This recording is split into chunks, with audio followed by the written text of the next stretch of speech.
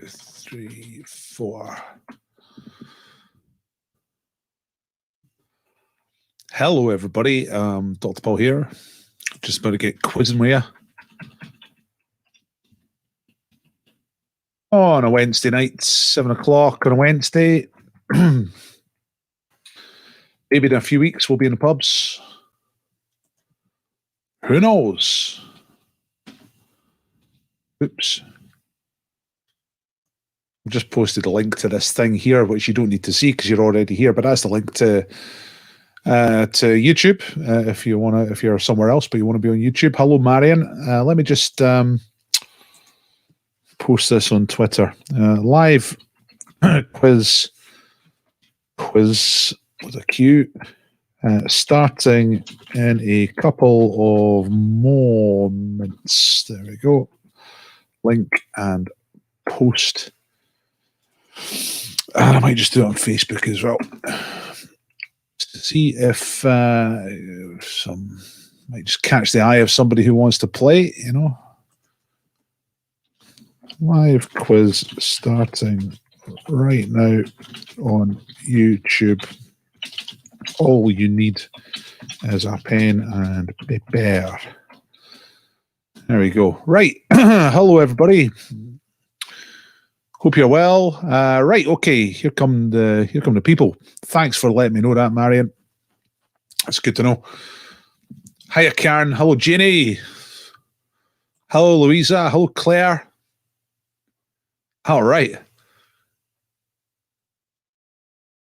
It said half an hour a minute ago. No idea what you're talking about, Craig. What's that, like a countdown thing? Did I change the time? I don't know. It's 7 o'clock. It's always 7 o'clock. Hello, Spedge. I was just minding my own business earlier and some toilet roll turned up in the post. Does it get anything to do with you? I haven't fully unpackaged it. I just sort of opened it to see what the hell that was. Turns out it's bog roll. I suspect the Spedge. Right, everybody. It's 7 o'clock. It is exactly 7 o'clock. Thank you very much, by the way. Hello, quiz family. Indeed, that's what we're talking about. Quiz family time. So give us a share if you feel like spreading the word, spreading the love of the quiz. You can use the hashtag. You don't have to use the hashtag, but if you just give a little share, spread a little happiness, you know what I mean? Share a little quizziness. We are about to do the quiz. Quiz is going to start 5 past the first question. So I've got 3 or 4 minutes just to tell you a few things. Basically, how to do the quiz. It's really simple. Get yourself a pen and a bit of paper. Answer the questions as we go. Mark yourself after each round. This is important. This is self-marking, all right? There's no computer. I don't do it. You do it yourself. And you're thinking this is wide open to corruption. But the thing is, honesty is the best policy. There are no prizes for having a high score on the quiz. There are prizes tonight, but not for that. So what you're really trying to do is just beat your best score. Or try and do better than your rivals, you know. No answers in the chat, please. Just because everybody's just trying to answer the questions, you know what I mean? So don't spoil it by yelling out the answers. Thank you very much. And the exception to all of this is if I'm specifically asking you to answer a bonus question. If I'm doing that, then it's the first one to answer correctly will be the winner of that particular question. And if you win a question, you get yourself on the wheel. That is the wheel of names. That's our previous wheel of names. I can actually show you tonight's actual wheel because it already has some names on it, which is quite good. Oops, pressing all the wrong buttons here. Because we did a couple of games for names after the quiz on Monday. So there's a few people on the wheel, plus some people have donated prizes. So Beeg and Karen have donated prizes tonight. So they are on the wheel already. And Natters, Colin and Lorna all managed to get a hangman right after hours on Monday. So they're on the wheel. So there's a few people on the wheel already. Very nice. Let's get the quiz back on so you can see what's going on. Okay. So your aim is to try and get on the wheel tonight. The main quiz is 7 till 8. Then we play games for names between 8 and 8:30. Then I spin the wheel at 8:30 for tonight's prizes, which I'll tell you about very soon. So last time we played, and also keep a note of your score, right? Upload your score at the end of the quiz so I can make a league table. These are the scores from Monday. Sorted by pudding. All right, white pudding's obviously the best. That's the top scores there. Smarticus, Noodle Doodles, Mary and Lorna. Fatboy got 6, Jonah Doyle. UK Alliance all classified as white pudding. Black pudding, that's all right. Chameleons, Pajero, Social Outcast, Strangulation, Hugh Lewis, Quizballs, Jocks, No Man. Right down the bottom, red pudding. Does anyone remember that? Can you still get a red pudding? That's all the red pudding teams at the bottom. Hire me to do a Zoom quiz, get in touch, private gig, or Deadpool. Don't forget to play Deadpool. If you don't know about Deadpool, let me know. Basically, you just have to pick the most famous person to die next month. So May is open at the moment. It's getting towards the end of the month. Good time to get an entry in before you forget. There's a link for it. I've just put a link in the chat. Okay. Hello, Richard. Hello, Michael. Sponsor tonight is the best sponsor of all. It's James Baker, a.k.a. Herbie of William Street. There's previous winner. I think that's Richard, isn't it?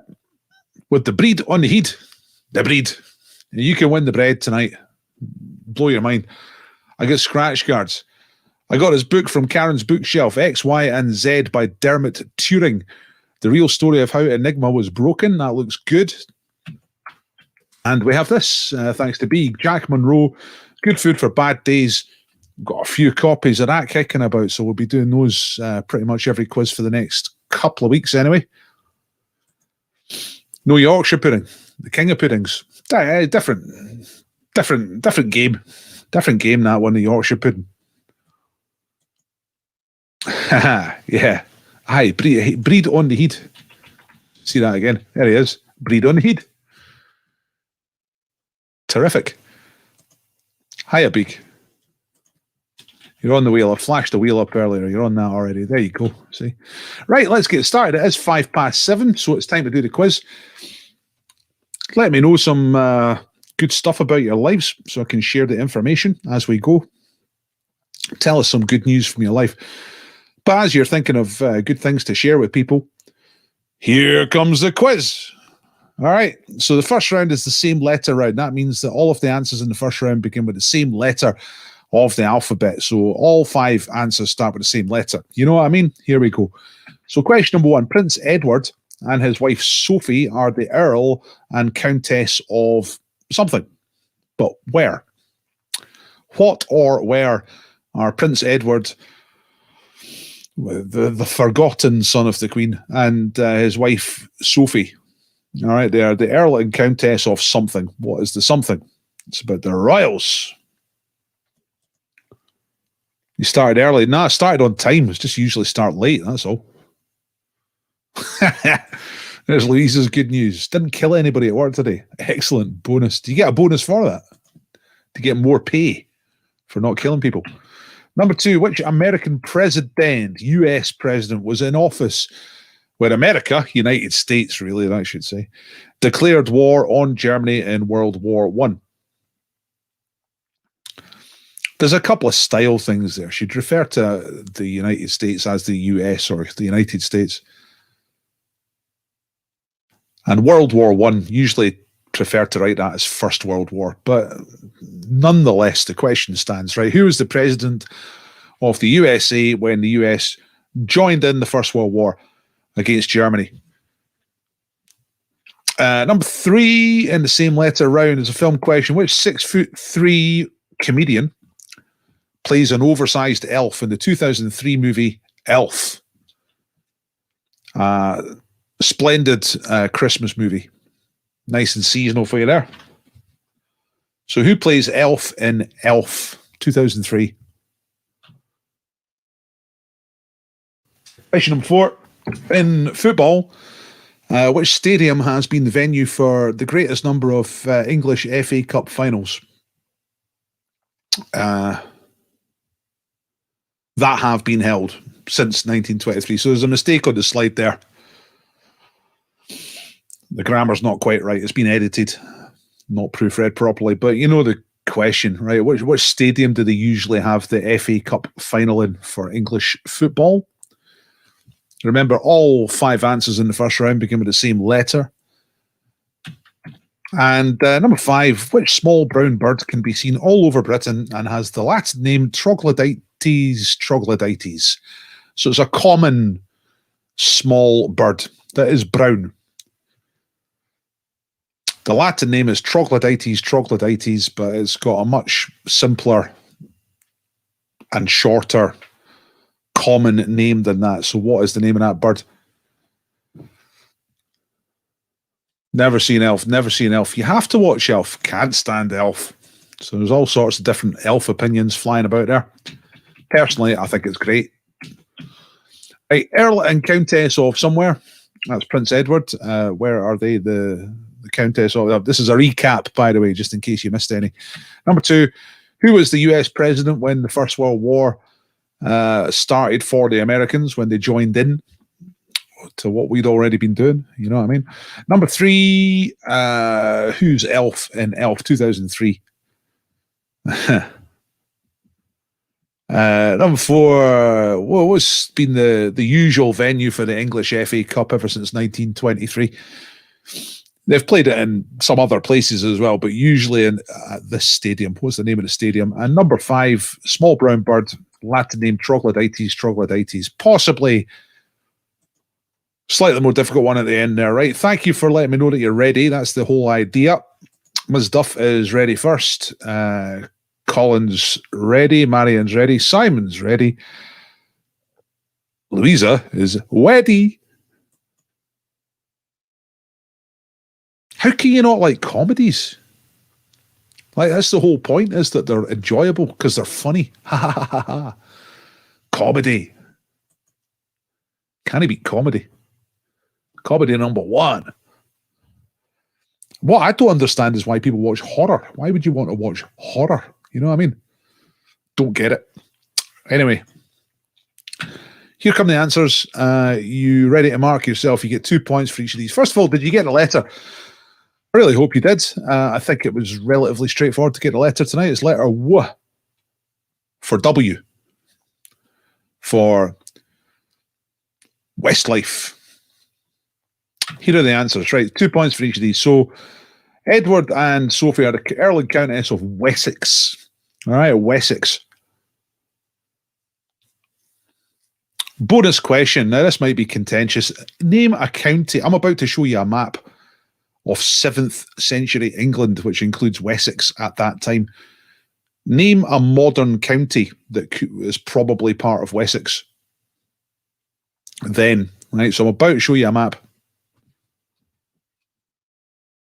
Yeah, Wessex is an older concept. So I've got, and it changed in size and shape over the years, but I'm about to show you a map of Wessex from the 7th century. Name any modern county that's probably within Wessex. Right, okay, the first proper answer is coming from Timmy saying Dorset.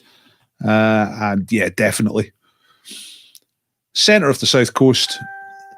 Tim, that's good enough to get you on the wheel. That is the first new name on the wheel tonight. So you join Eeg, Karen, Lorna, Colin, and Natters on the wheel.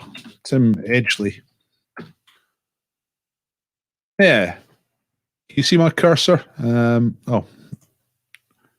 Dorset's about there. Right. South Coast. Nice part of the world. Okay. Which American president was in office when America declared war on Germany in World War I? That was Woodrow Wilson. First name or second? Both names. They both start with the same letter. Woodrow Wilson, quite a serious looking guy. There he is. Some of these other answers that you gave would have been right as well. I think Wiltshire, maybe not Essex at that time. Maybe not Kent. Probably Middlesex. I'm glad you said Dorset, though. That's kind of incontrovertible. Who played Elf and Elf? It's Will Ferrell. Yeah. What's the venue for English FA Cup finals? Usually it is Wembley. They had a few years playing in Cardiff while it was getting refurbed or rebuilt. completely, but Wembley is the ground. And number 5, hell of a mouthful, that. Troglodytes. That's a wren. That's all it is. A cheeky little wren. Like MC Wren in WA, but like less controversial. Just a little brown bird. Young bird. Got it black because I'm brown. So yeah, here's the bonus points. So 10 out of 10 if you got all those right. You add 2 points if somebody on your team is a subscriber, okay, to YouTube. Subscribe now. If you're not a subscriber, you get the 2 points. Add 1 if somebody shares a quiz. If you haven't shared the quiz, you can do that right now. Hit share. Boom. 1 point. And you also add 1 if it is your birthday, which it probably is not. Please let us know if it is your birthday. And there's all the answers. Wessex, Woodrow Wilson, Will Ferrell, Wembley, Wren. It's an SPJ. What's an SPJ? What's that? Small brown something? Margaret Ann, just wondering if I can get an extra point as my birthday was yesterday. Nope, absolutely not. No, it's I know it's cruel when your birthday falls right in between 2 quiz nights, but you just gotta wait till next year. Sorry. Ever since I've done the quiz, I've done a point, like in real life as well. I do a point for a birthday, and it's got to be no exceptions. Doesn't matter who you are. Doesn't matter if you're James Dyson or Jennifer R. Curie. It has to be your birthday on the day.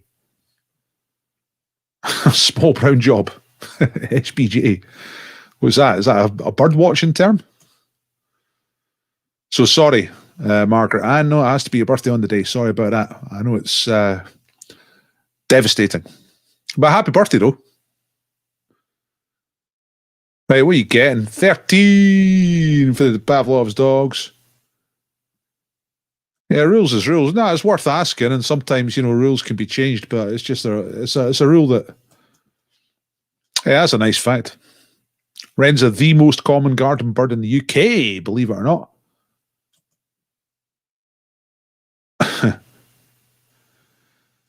Yeah, that's right. Yeah, if your birthday's February 29th, an allowance is made. But that's the only circumstance. Someone should text the Queen. Is she playing? I don't know. Yeah, I forgot it is her birthday today. Right. And thanks for pointing out, Chameleons. Yeah, I have never, ever wavered on that one. It's been a rule since the beginning of time. All right, let's get on with the second round. It's the picture round. Just 5 pictures. Here come the questions. Picture number 1, which mammal does this skull belong to? Like a skull question. Skulls are endlessly fascinating, but this is a mammal's skull. What type of mammal is it? She's still kind of grieving. Well, what doctors, psychologists all say is that pub quiz. I understand that the Queen likes a quiz. It'd be great if she watched the quiz and if she could tweet that out. See, if you're watching El Maggio, can you just do us a favour? Loyal subject and all that. Go and tweet the quiz to your 50 billion subjects. Shouldn't have Union Jack. Yeah, I know. I should quickly knock one up, eh? See what I can do. Right, okay. Speaking of flags, number 2, which country does this flag belong to? Around about 30 million people live there. And the name of the country begins with the letter M.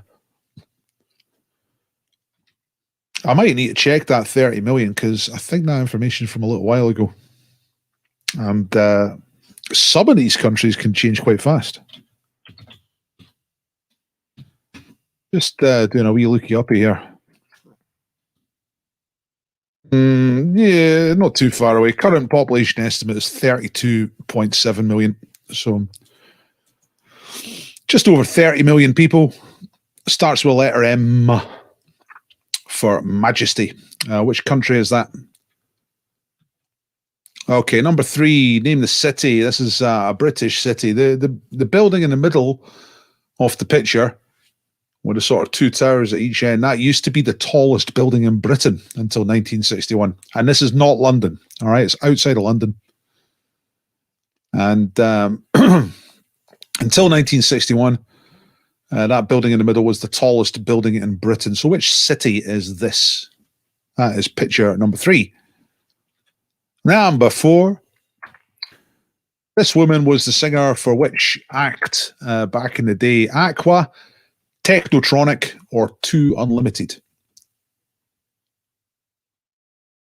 All right, so she was the singer for which, let's say band, but act really. Aqua, Technotronic, or 2 Unlimited? Okay, number 5, last one.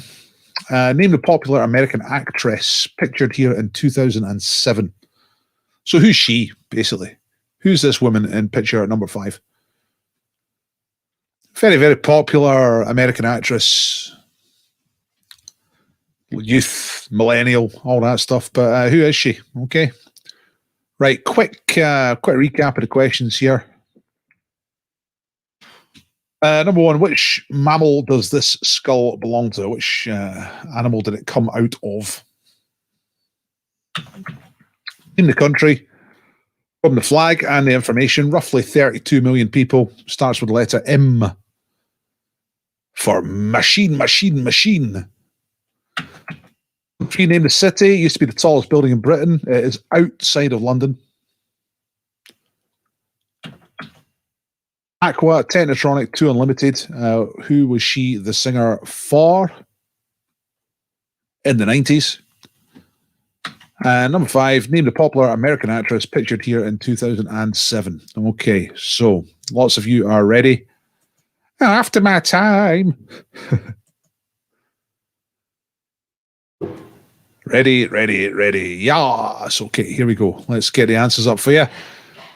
Remember, 2 points for each of these answers. Tell me how you got on. Number 1, the skull belongs to a dolphin.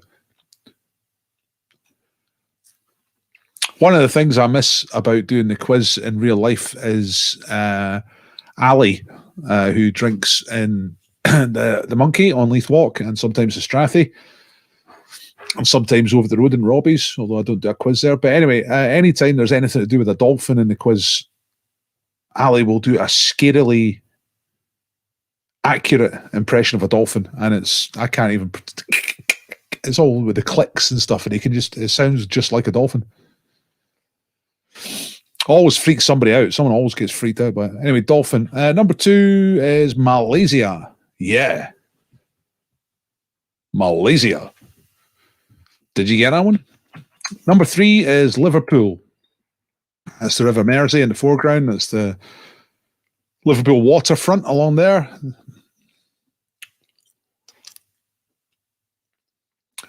Here's a bonus question to get on the wheel. Which building took over the title of tallest building in 1961?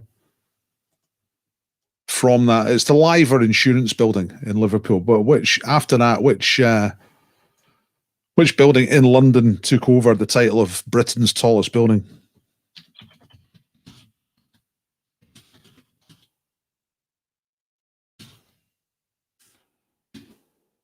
Yeah, now I'm just looking this up. But I think you're right. I think it is the Post Office Tower. I'm just going to look at this. We're not. Oh, fuck. No, actually, you know what to do? I'll look up Post Office Tower.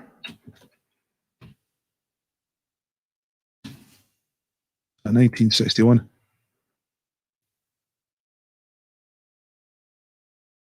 Oh, no. No, it wasn't actually. Hang on a second.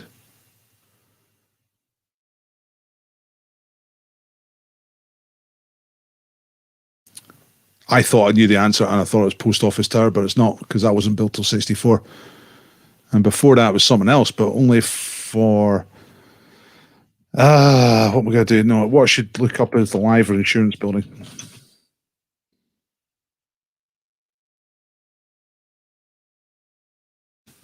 or the Liver building, I think it's just called.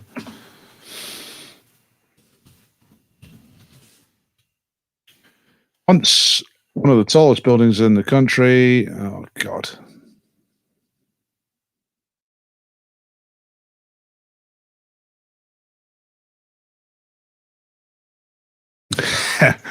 Taller with a kitten on the top. You know what? I thought I knew the answer to this, and I can't find it very easily. It's one of these ones that's been a little bit elusive.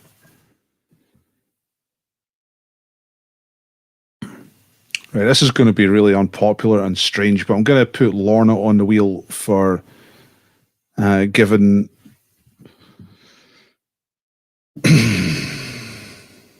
what I thought was the correct answer. Oh, that's crap, isn't it? But there you go.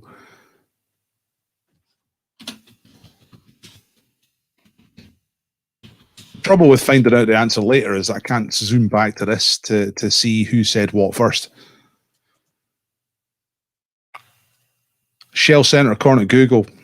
What is that? 1961. Let's try that. Shell. Oops. Thought I would find a Wikipedia article which would be a timeline list. You know, Shell Centre in London.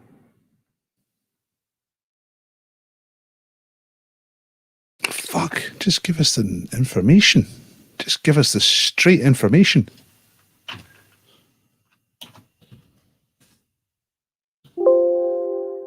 No, I'm not getting anything from that. Right, okay, tallest, yeah, it is. Yeah, it's the Shell Centre, right, okay. 1961 to 1962. It was the Royal Liver building, then it was the Shell Centre, right. Jesus Christ. That took a wee while. Now, somebody did say that and said it pretty early as well. So it was Chris, I think. Yeah, nice one, Chris. Okay. Right, you're on the wheel. Right, we got to the bottom of that in the end. I'm not doing any politics tonight, so that's not so bad. Yep, that's right. But Victoria Tower until 1961. Well, I've got this tallest building in the United Kingdom. Timeline.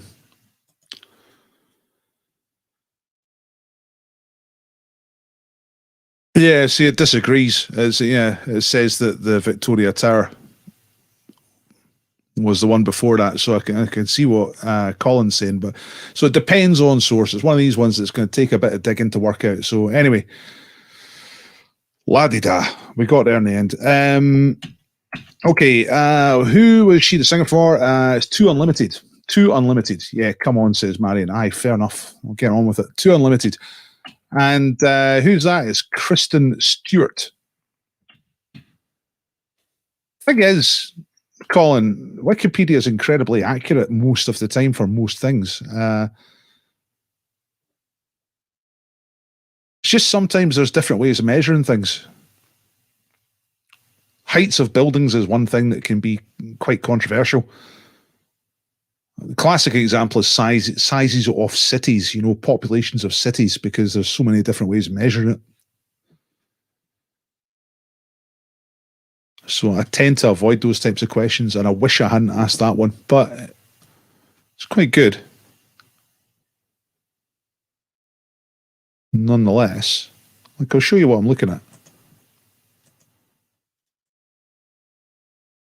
So list the tallest buildings in the UK by timeline. So yeah, like you say, Victoria Tower, part of Parliament, 98.5 meters, and then it was taken over by the Shell Centre, 107 meters.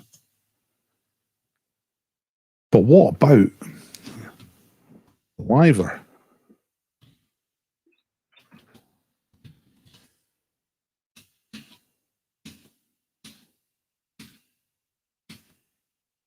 There's nothing mentioned.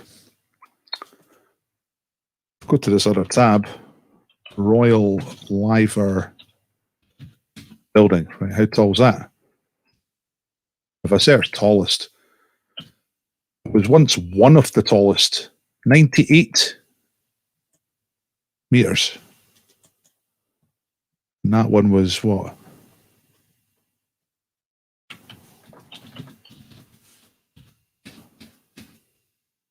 .98 as well, so almost identical. 98.2. Right, okay. Are we moving on? No, not really. I'm just kind of standing here, right? Okay, let's carry on. Let's crack on. Let's get that away and get the quiz back on. Sorry, folks. Just you got to know sometimes, you know what I mean? Sometimes it comes up, you got to know. Right, time for a sound round. Tonight it's television. All right, clips from television. Did anyone actually say the Victoria Tower? Anyway, here's your choices for the TV clips. I'm going to play 5 clips. You just identify the shows, okay? You ready? Here we go. First one is from the 1980s, kind of religious show. But I want to show you this. A Yarmouth bloater. Of course, Great Yarmouth is famous as a holiday resort. People have been coming here for generations to get a breath of good sea air. But tonight I want you to meet some very special holidaymakers. Watch this. Right, not the best quality there. I hope you could hear that okay. The second one is from 1984. What show is this? Oh no, you started her up now. She don't need any encouragement from me. Shut your face, Pogo. And you, Stuart. Charming as ever. No, she reminds me of that painting. What's it called? The Mona Lisa? Mona Lisa? Yeah, Mona Ross. She's always moaning, ain't she? You know, I'm not surprised you packed him in. Yeah, you know, I'm not surprised you packed him in. Right, number 3 is slightly weird 90s American sitcom, which featured a British person who is not in this clip. Let me get this straight. You two are married, you sleep upstairs, he sleeps in the basement. Exactly. There's absolutely nothing going on between the two of you. Right. So, can I have him?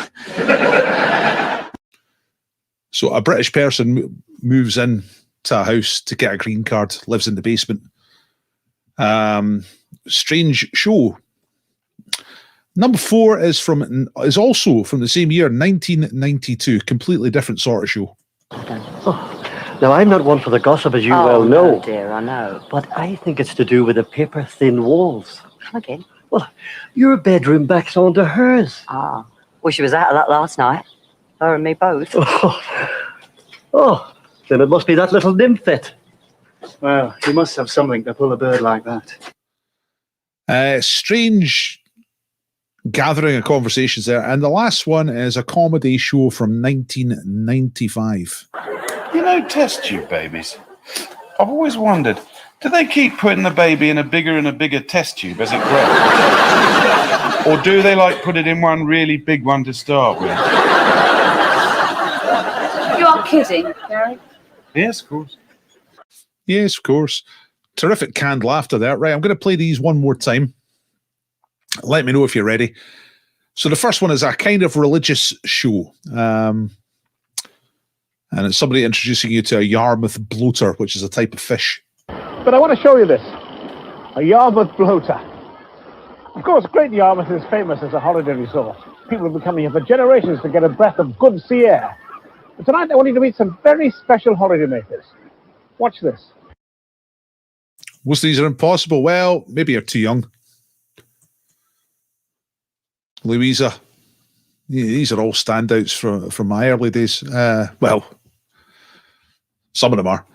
Right, second one is a conversation taking place on a bus. Oh no, you started her up now. She don't need any encouragement from me. Shut your face, Pogo.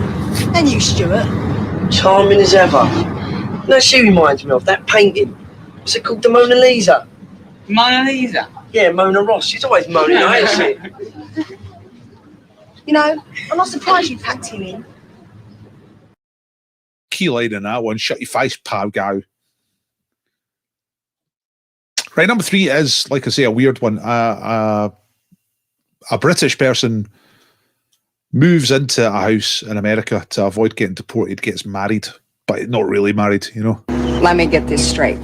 You two are married. You sleep upstairs. He sleeps in the basement. Exactly. There's absolutely nothing going on between the two of you. Right. So, can I have him? Number 4 is a real rag bag of conversations, but all taking place in one show. Well, in one clip. Oh, now, I'm not one for the gossip, as you well know. Oh, dear, I know. But I think it's to do with the paper-thin walls. Come again? Well, your bedroom backs onto hers. Ah. Well, she was out of that last night. Her and me both. Oh, then it must be that little nymphette. Well, you must have something to pull a bird like that. You must have something to put a bird like that. And the last one is a comedy, and it is from 1995. You know, test tube babies. I've always wondered, do they keep putting the baby in a bigger test tube as it grows? Or do they like put it in one really big one to start with? You are kidding, Derek. Yes, of course. Okay, probably quite tricky, I reckon, but let's get to the answers. See several if you are ready. So here we go. Here are the answers. So the first one was quite a jolly man introducing you to a Yarmouth bloater. That was, of course, Highway. Name the presenter. Name the person whose voice you heard. That's the bonus question to get on the wheel. Who can name the presenter of Highway? It used to just appear on Sunday evenings to herald the end of all fun and the fact that school was the next day. But who was the presenter? That's right. It is Mr. Sir Harry Seacombe. Harry Seacombe. So, Gary, you're on the wheel for that one.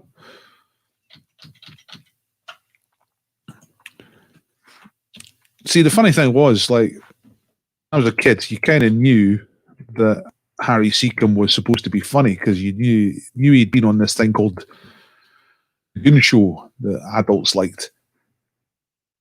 It wasn't really on TV much apart from Highway, so you'd put Highway on, and then it wasn't funny at all. It was just religious.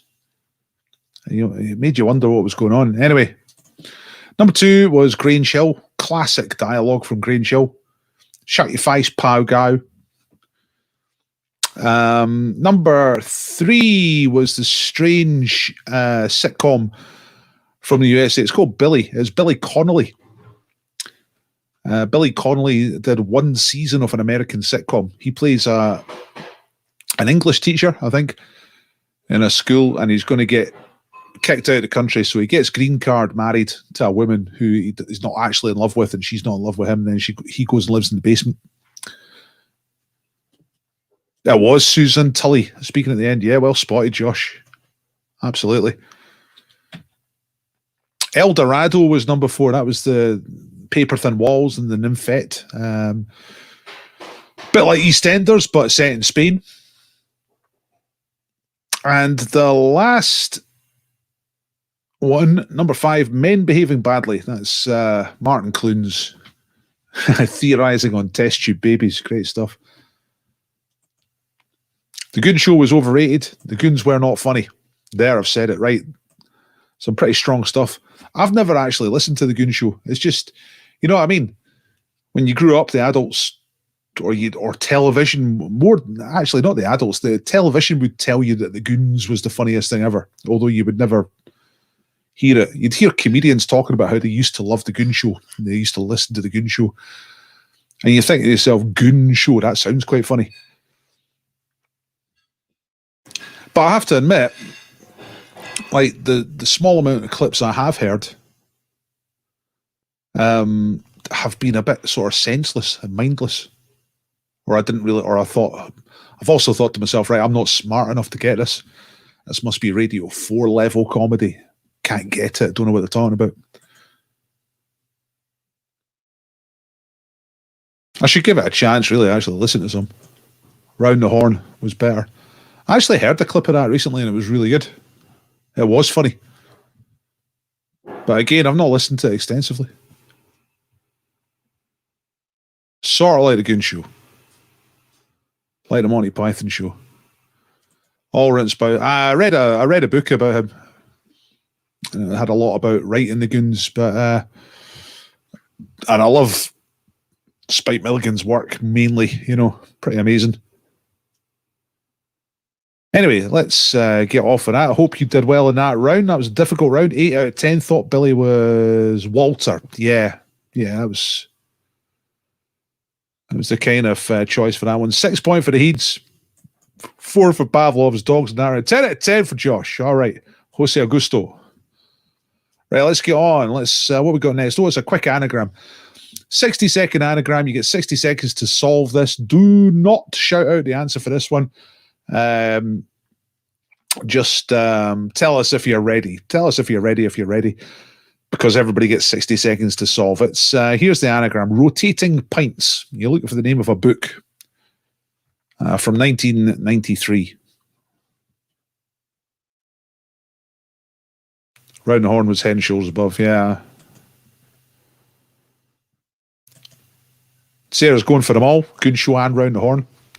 I must sit and actually listen to a whole episode of the Goon Show, because I don't think I ever have.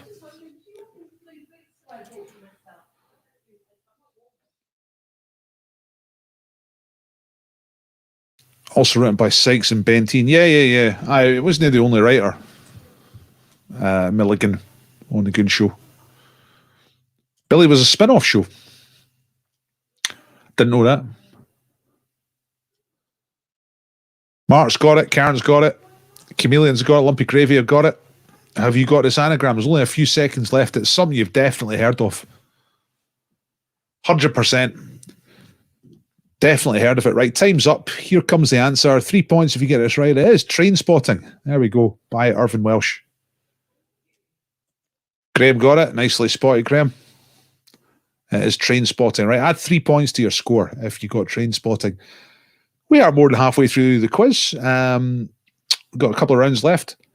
Hope you're keeping a note of your score. Get you to upload it at the end. Give me a thumbs up, please. If you like the quiz, please like the quiz. Like an active like. You know what I mean? Thumbs up. Thanks very much. Oh, a couple of you missed it. Drat. No Train Spotting. Jenny says no. No, didn't get it. Oh, disaster. And it must be annoying because it feels kind of obvious. Anyway, let's move on. It's time for Lino. Did this a couple of weeks ago. You liked it, so let's try it again. Slightly reformatted. See if you like it or not. This is a geography one, right? So I'm going to show you 5 places whose name starts with the letter E, and you got to say where they are. I'm telling you what each thing is, and I'm telling you the approximate population. So this is an island, and it has a population of roughly 7,000 people.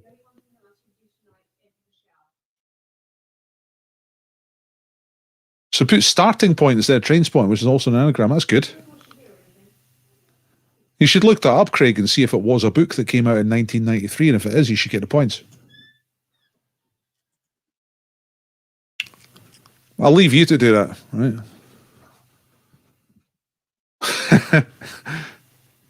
We're not shouting out answers here. Don't forget, folks. All right. Second one is a place starting with E. They all start with letter E. This is a city home to roughly 500,000 people. 500,000 people.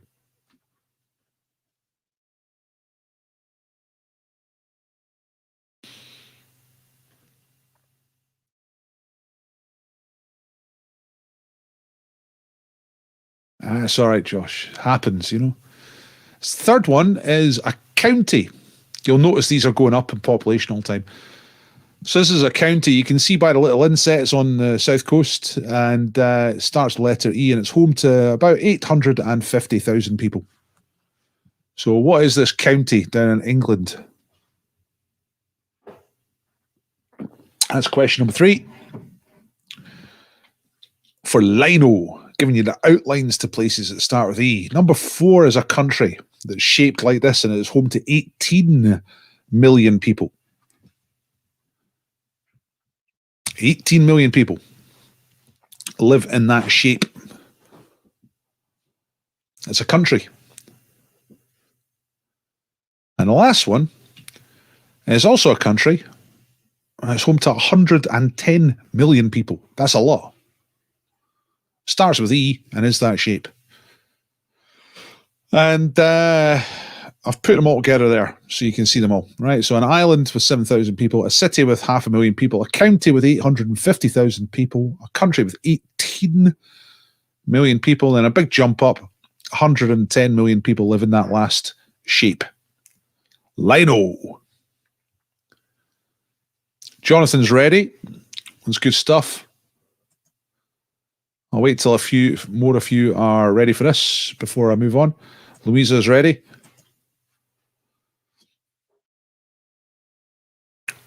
You all quite quizzy people, you know, you all like maps. Everybody likes a map. Reddish.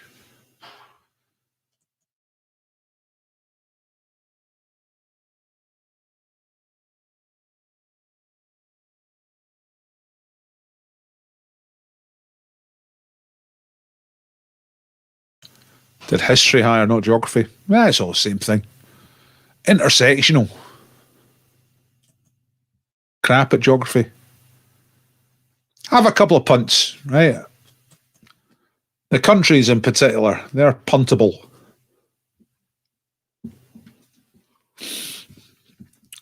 If you get the right countries but the wrong way around, you can probably have a point instead of 2 points. You know what I mean? Right, let's move on. Ready-ish. Okay, that's good enough for me. Let's move on.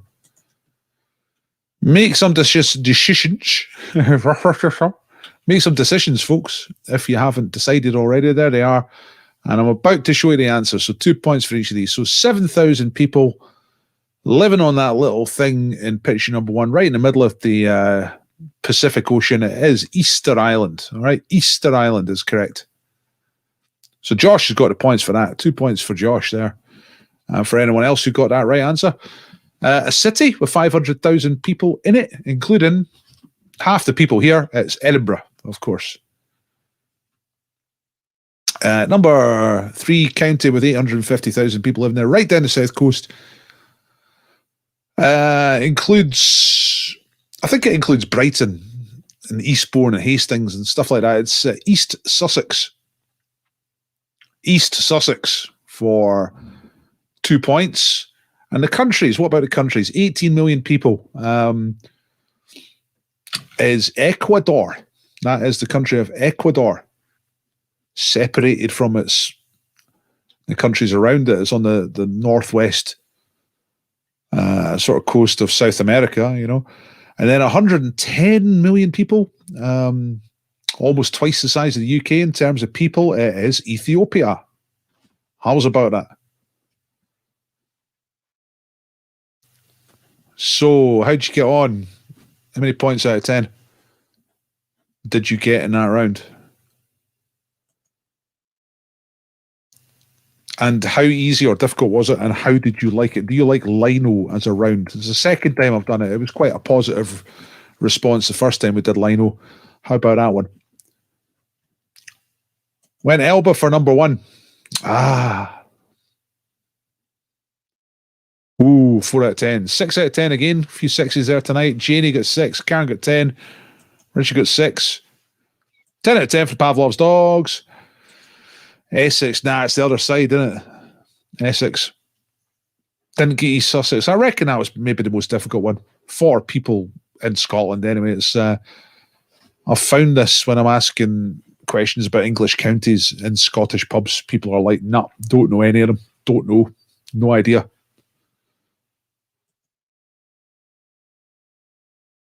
Fabian's got 10 out of 10 after much discussion. As a result of the night there's Louisa beating Graham at geography. He will never, ever, ever live this down. Went for East Anglia. East Anglia is not a county. It's a region.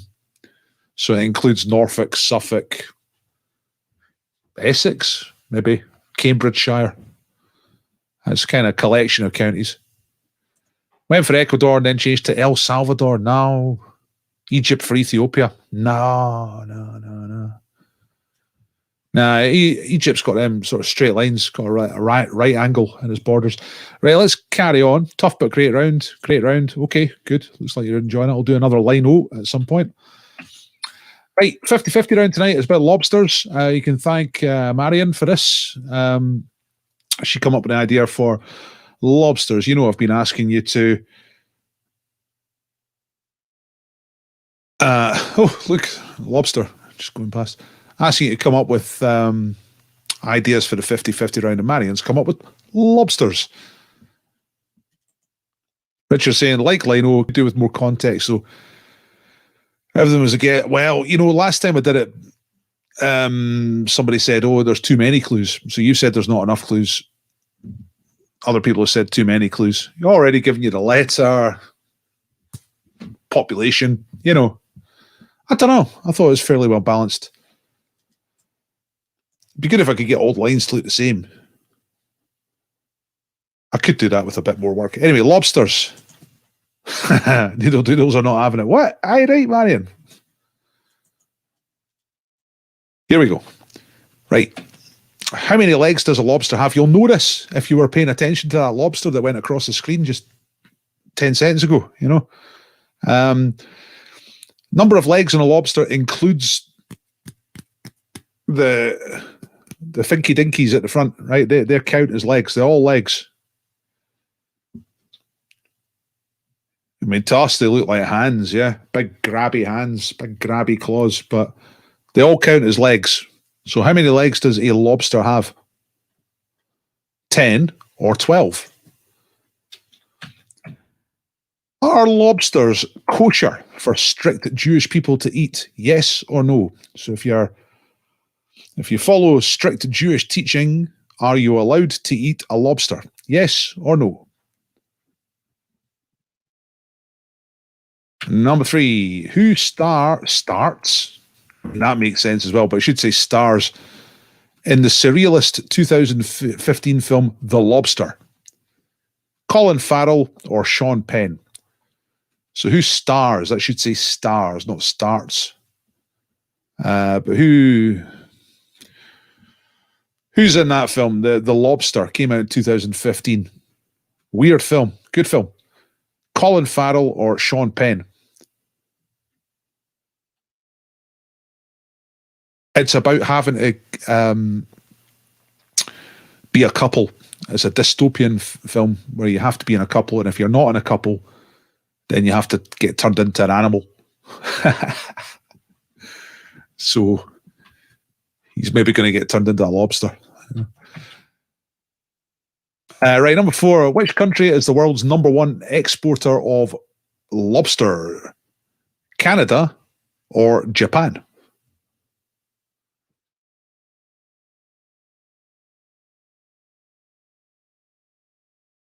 Amazing film, odd film, mental. To be totally honest, I was slightly disappointed with it because nobody actually turned into a lobster. I felt kind of let down.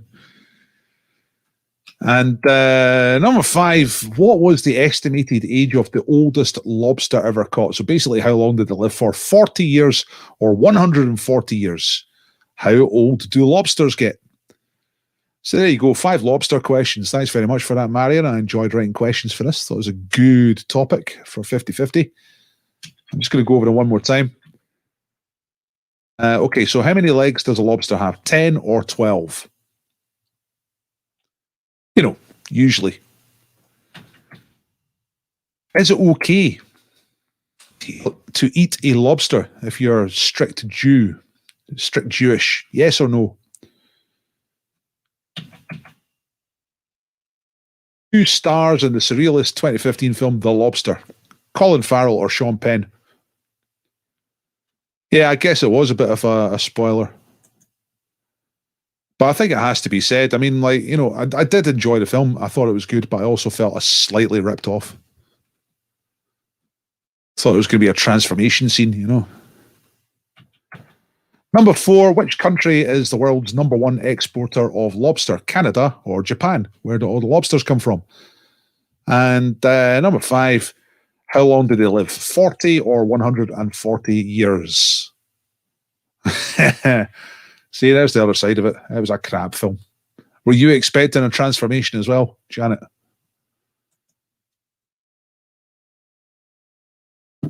Yeah, it was a good topic. Oh, you found a little emoji. Man, all you got to do is count the legs on that. Easy. Right, you all ready? I think you're ready. Let's go. 50-50 answers. 2 points for each of these. So how many legs? There's 10. It's a decapod, right? That's it there. You can see it quite clearly on this lobster. So 4 slightly smaller ones. 1, 2, 3, 4, and then 1 big one. And that's replicated on the other side on a mirror image.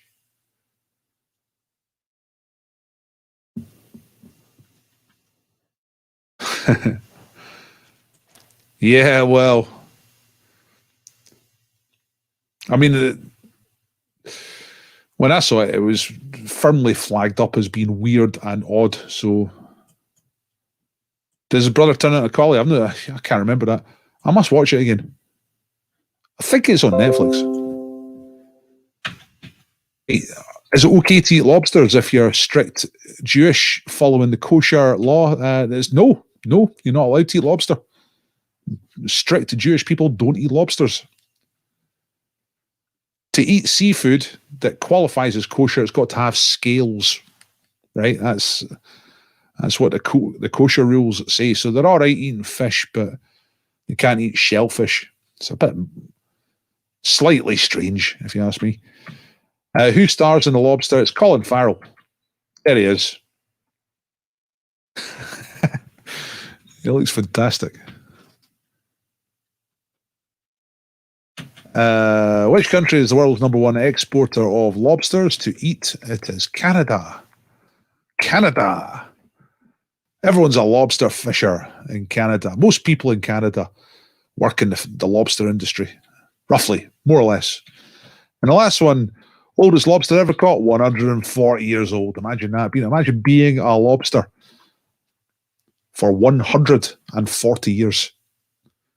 Excellent. There's the answers. 10, no. Colin Farrell, Canada, 140 years. How did you get on? That was quite a difficult round.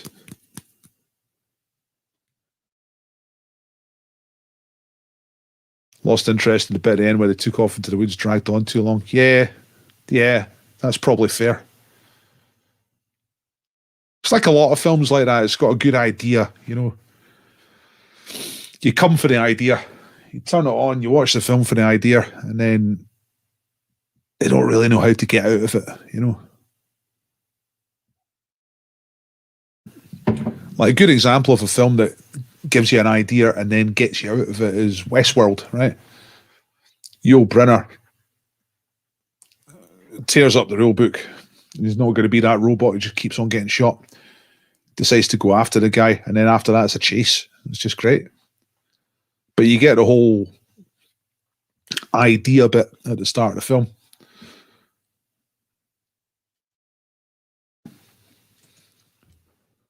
They live forever unless caught and killed by humans. They have no natural enemies. Well, Marion, this is one thing I found out while I was doing my research, was that people believe that they're immortal, but they're not. They do succumb to disease. True enough, nothing really tries to kill them, but they don't just live forever. They're constrained by the size of their exoskeleton, because they have to shed it now and again. And it takes lots of energy. And when it gets really big, but they're getting big, it takes too much energy to replace the shell. So they get exhausted and they die. Yeah, that's right. Yeah, they die from exhaustion. That's what I read. Just yesterday I was writing these questions. So yeah, it's kind of an internet fact that lobsters are immortal, but you dig a little deeper and it's like, well, not really. They can live for a long time, for sure. I was at a restaurant, the waiter said to me, the special is octopus, but it takes 4 hours to prepare. I says, why is that? He says, well, we cook it alive and it keeps on turning the gas off. Raymond, that's bloody awful. But I'm going to put you on the wheel for it, because we're getting towards the end of the quiz and no one's been cracking the jokes tonight. So, Raymond, you get a comedy spot on the wheel. It doesn't make any sense whatsoever.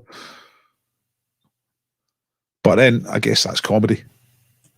Do you think that would make it into a Goon Show script? Probably. See, Raymond tells that joke. See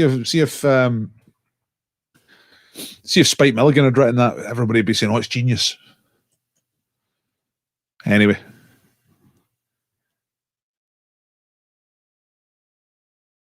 Right. Okay, let's get on. It's the final round. Whoa, there's a bonus lobster for you. Oh, bonus question to get on the wheel, actually. Who had a hit in 1986 with the song Rock Lobster? One of my favourite bands. Somebody will know this straight away. Somebody's typing it right now. Somebody's probably already pressed send with the right answer. It's probably just taken a few seconds to come through the internet and appear. There it is. And it's Tim. B-52s. So Tim, for the second time tonight, is on the wheel. Edge Ley. There we go. B-52s, best band ever. Bad luck, Joe. Just a little behind. Let's go. Final round, right? Double or bust. Okay, so right, do you understand double or bust?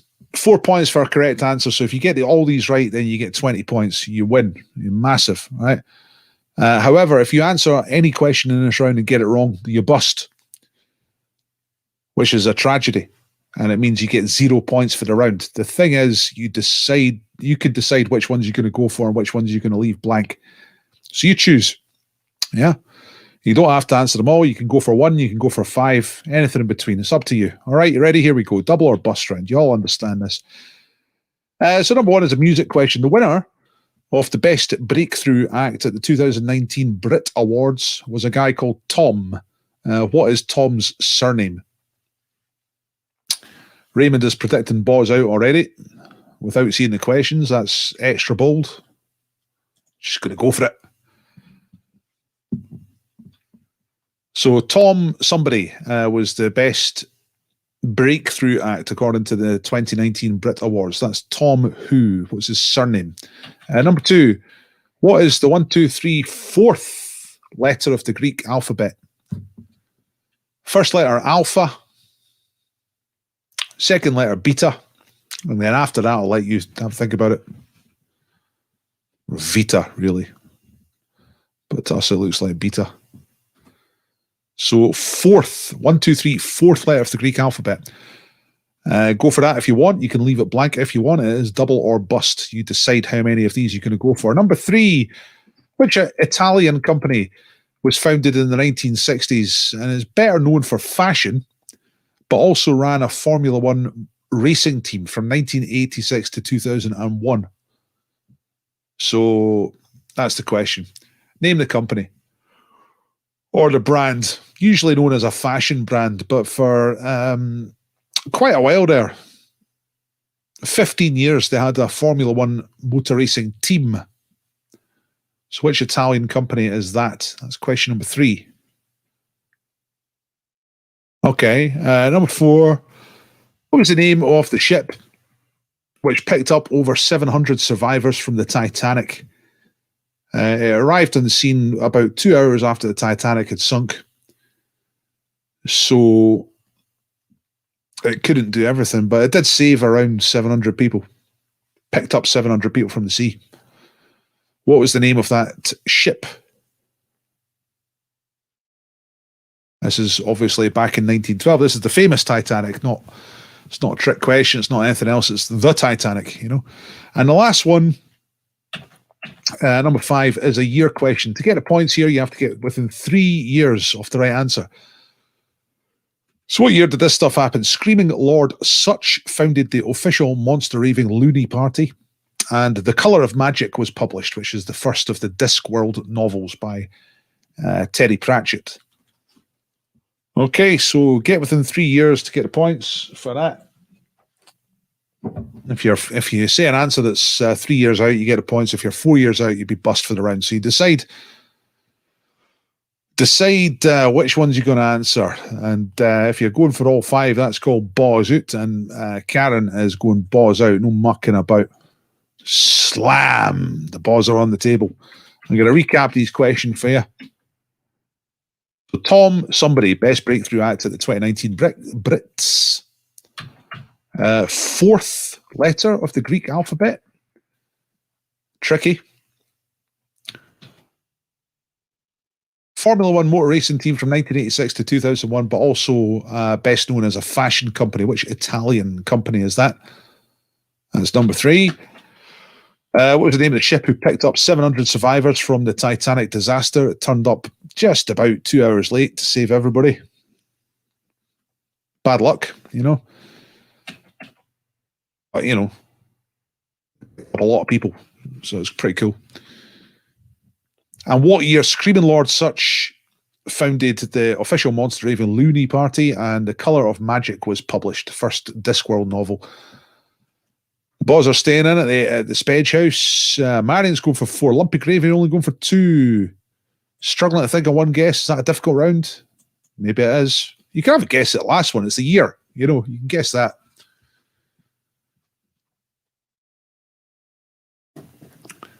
See for the Titanic ship. I'll tell you what, I'll give you the first letter for that one. It's letter C.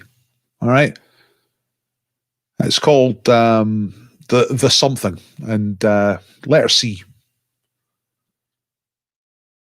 I don't know if it's the something or whether it's just the word, but the main word of the answer starts with letter C.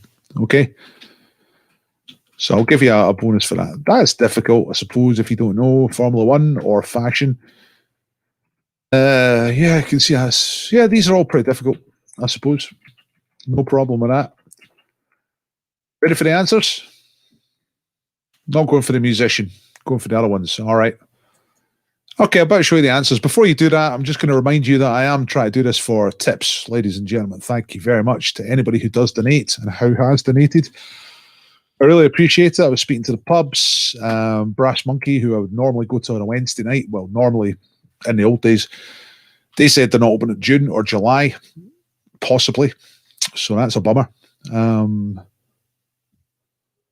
Brass Monkey Leith have said, well, I'm going to open on May the 17th, but they're still not quite sure about the restrictions and how many people they can have in the pub. So it doesn't look like things are going back to normal very, very quickly at all.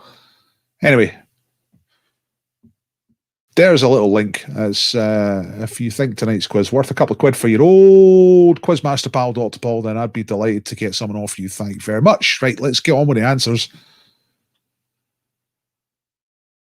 So annoyed, can't remember the first one, says Big. Well, you know, it's just a pop guy.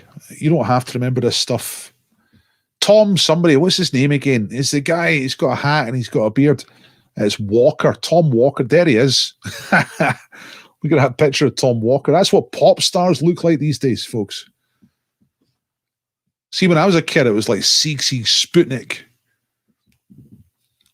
and Boy George and stuff like that. Proper pop stars. Spandau Ballet, you know what I mean?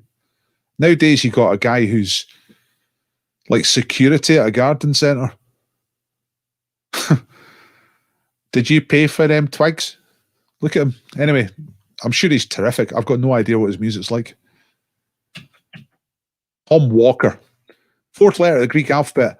Alpha, Vita, Gamma, Delta. Delta is correct. There you go. There's Epsilon and Zeta afterwards for a bit of context.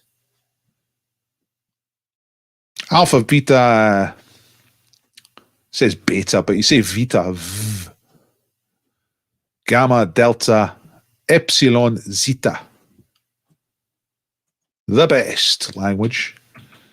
Which Italian company, founded in the 60s, did a Formula One motor racing team in the late 20th century? It was Benetton. Benetton is correct.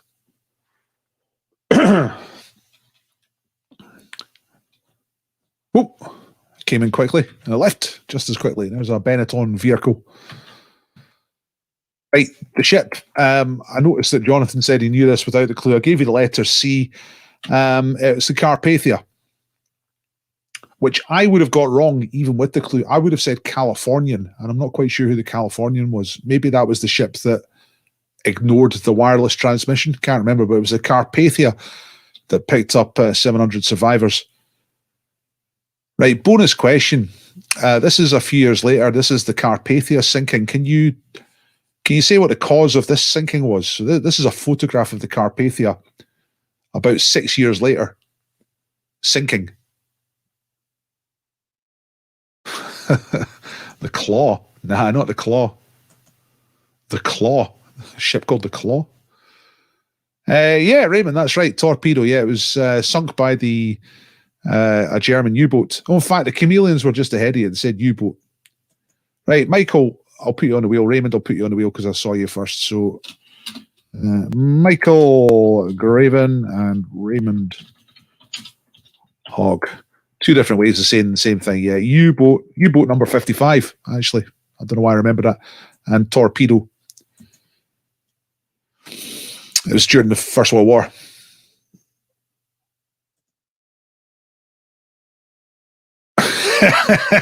Nah, not driving error.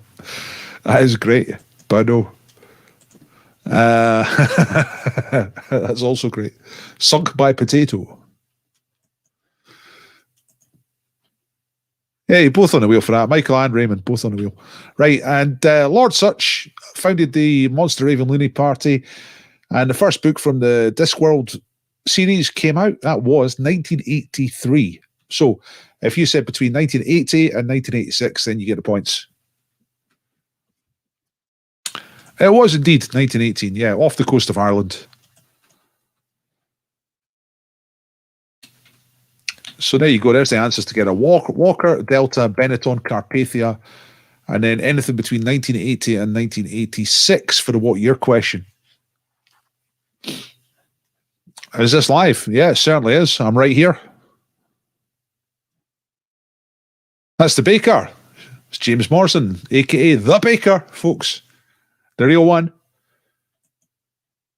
Right, so that was right. The California was the ship that ignored the Mayday calls.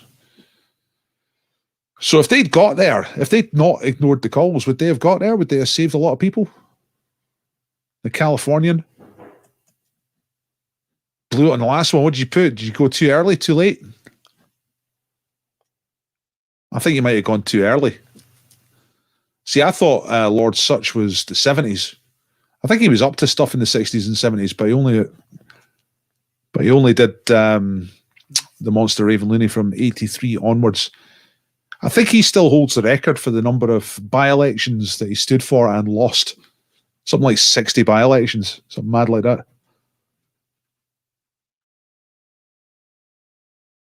No.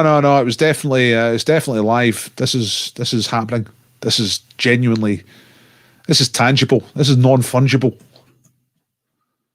16 out of 16 we were going for. 63 total. Good score. 41 total for Janie. Decent. The California was only 5 miles away and the Carpathia was 30. Cool. That could have been different then. Could have worked out much different. 53, ropey start, but heeds immense power to 53. A good score in the end. Right, I'm going to get you to upload your scores, folks, to the uploadalizer. Upload node. There we go. Just put the link in. Please follow that and just upload your name and your score. Thanks very much, and I'll do the league table. Now, between now and 8:30, we're going to do games for names. And we are going to give you all a chance to get some more names on the wheel before we how you say spin the wheel at 8:30. I'm just losing my thread there slightly because I'm concentrating. Try to open up the Hangman game. Let me just see. Okay. Very good. Fabian's gone from joint bottom on Monday to near the top today, thanks to Joe. I noticed actually that the Fabians were low down the table on Monday because I remember thinking, that's not like them. But you're back on top, back where you belong. Fabian style. Spielen von Namen. Ja. Long day. Sometimes I don't log into the right day. Well, it's Wednesday, James. It's Wednesday, the 21st of April, and everything's all right.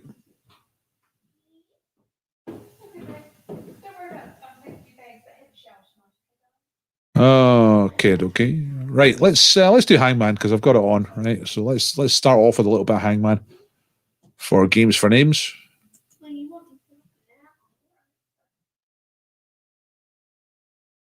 So what we got for you today? It's a film from 2017. You know the game here. Guess letters, and I'll put letters up as they get guessed. Doesn't matter if they're right or wrong. It's just to give me a flow of letters. But whoever actually guesses the solution first in the chat will get on the wheel. So, what you got?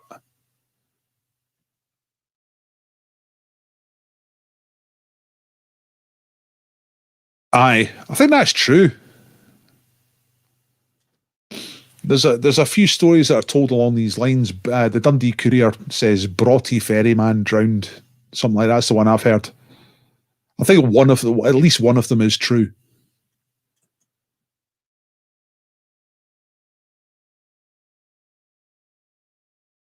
Right, let's have a look at some letters here. Like Louise has got K-T-E-Y-H. Janie and Natters as well, right? K-T-E-Y-H. K. No K. T. Yep. E. Loads of E's. Y. No. H.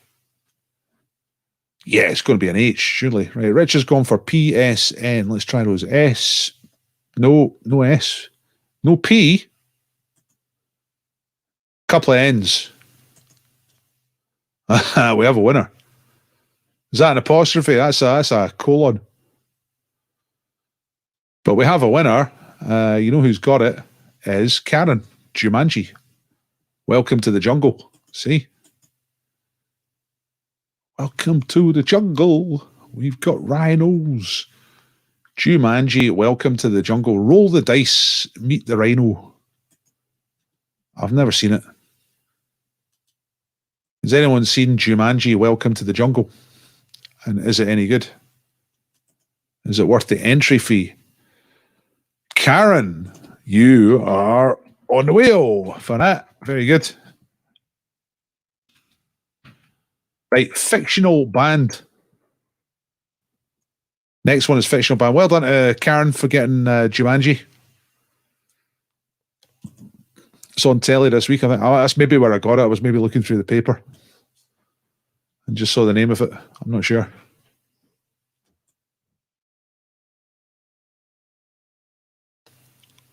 I've never seen the original either. I was always rather put off by Robin Williams. You know what I mean? He's like a wee bit over the top. He's better when he's a serious actor. Right. Louise has gone for R. Then we've got H and G. RHG. It's Royal Highland Games. Let's see. Games Highland Royal. So there's no R, there's no G, but there is an H. Then we've got GYDP. GYDP. YP. Yes, there is. That's pretty good. Someone's going to get it from that, I think. Yep, we got a right answer. I think it's Mr. Doyle. It is Josie and Pussycats. Yeah, perfect. Josie and the Pussycats. So, kind of hard to pin down exactly what they were all about. I think they were a comic strip first, then a TV cartoon, and then a film. Something like that. But the best way to say it is a fictional band. So Josie and the Pussycats. Okay, there we go. Well done to Jonathan, who is now on the wheel. Jonathan. Oh, that's me typing in. Good answer.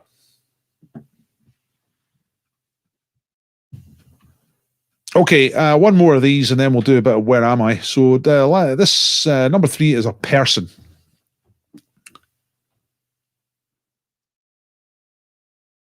Alvin and the Chipmunks. I'll do that next time.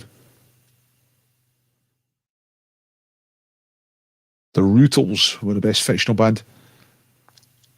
I could do a whole music round on fictional music, fictional bands. Get Spinal Tap in there.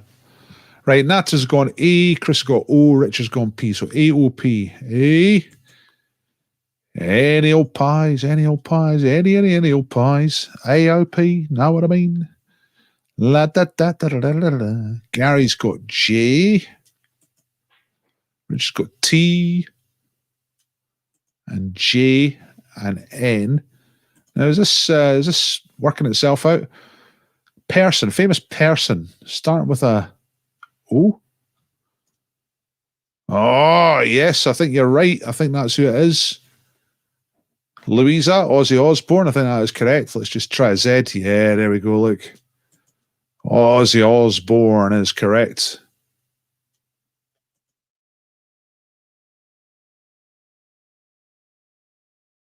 Singer from Black Sabbath and as himself as well. So Louisa Jobson, there we go, is on the wheel. Is that for the first time tonight? Yeah, I think it is. Louisa's no stranger to the wheel, but I think that's our first one for tonight. Nice work. Ozzy Osbourne, Jose. Right, let's get some Where Am I? I know you like a bit of Where Am I, and I've got 3 Where Am I's ready. So let's get the first one on, and I'm going to be asking Where am I in terms of a town or a city or possibly somewhere smaller.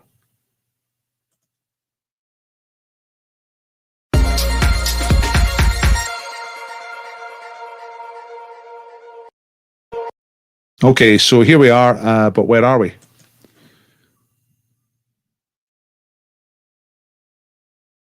That's nice, isn't it?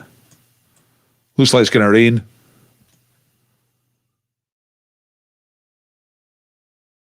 Thought you were going to miss out on the wheel tonight. Nah, you're there, you're on. What we got? Hey, man, I thought Marion might get this. I didn't know. I kind of thought Marion might get salute. She's typed it in 3 times. Killing. Lorna got it as well, but Marion was first. Yeah, nice one. Killing. Really good, really fast. Good work, Marion. Marion is on the wheel. Let's get straight on to the second one. Let's not fanny about too much. Well, I'll show you the other side of the bridge because it's quite nice. The Falls of Dockert. That's there it is. Quite dramatic, quite noisy. It's always raining. But a nice place, good place to go and have a look at. Just runs into Loch Tay down the road a little bit. Very nice. Well, look, she knows the detail as well. Inchbury Island, the Clan McNabb burial ground. Wow. I knew it was a burial ground down there, but I didn't know all that detail. That's it there. Probably says it on there. Inchbury. So you have to be part of the clan to get buried in there. Just trying to see if there's any information on that little gate. Too small to see, really. Okay, never mind. Right, let's do. I don't think anybody jumps off the bridge there, did they? It's not. It's all rocks. It's not. You lived there for 12 years. You lived in Killin. Wow.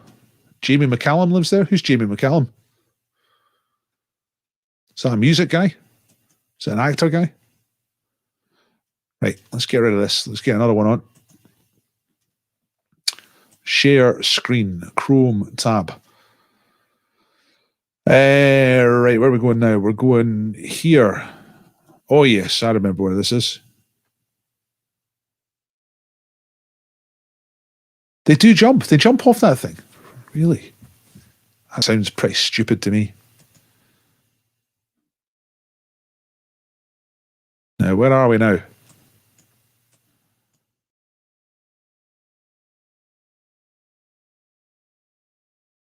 Somebody on a bicycle. Someone else on a bicycle. Doesn't look much like Killin. I don't think we're in Killin anymore. Let's have a look. What are you saying? Colorado, Sydney, Toronto. No, none of those places. Squinty Bridge, St. Louis, Yukon, Budapest, Delaware, Seoul, Johannesburg, Denver, St. Louis, Rotterdam. Yeah, well, that's a little bit closer. Not into the island, but into the river. Yeah, it still seems a bit nuts. What we got? Eindhoven. So it's decent. It's good, but not right. Dusseldorf, Rotterdam, The Hague, Arnhem. We got it. This is the bridge at Arnhem. This is a bridge too far. As in the film. This is the bridge. So this is Netherlands. Very flat country. That's the Rhine. And the the Allies are trying to get from that side to that side. The Germans are over here. The Allies are over here. And Operation Market Garden, 1944. They try and get across the bridge, but it's too heavily defended. They haven't put enough troops in. It all goes wrong. And it's covered in that film. But well done, Judith, who said a few different Dutch names there. She clearly knew what part of the world we were in, and she got it, I think, at the third attempt. She had Rotterdam, Eindhoven, but she's got it with Arnhem. Well done, Judith. I'll put your name on the wheel. Cleary. Right.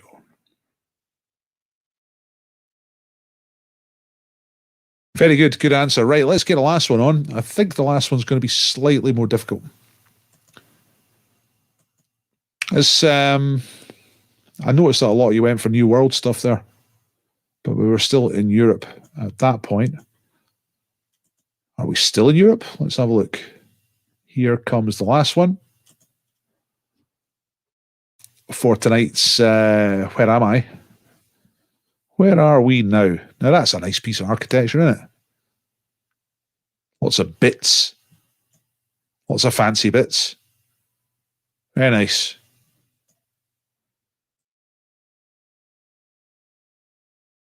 Where are we now?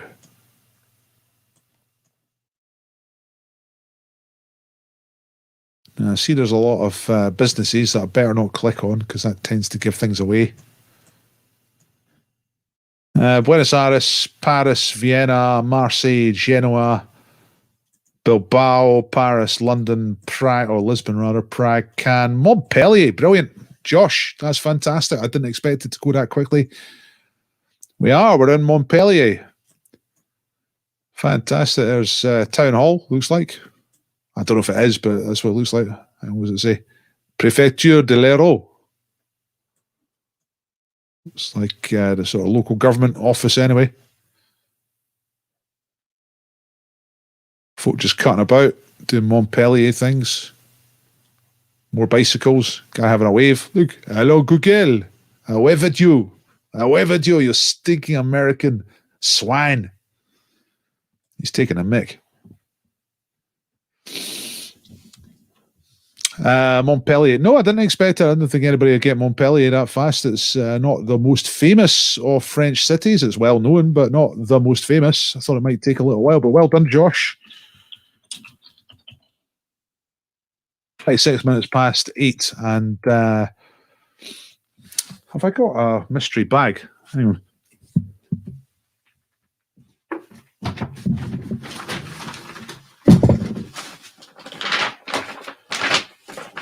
Yeah, I do. I've got a mystery bag, so we can finish off with. It's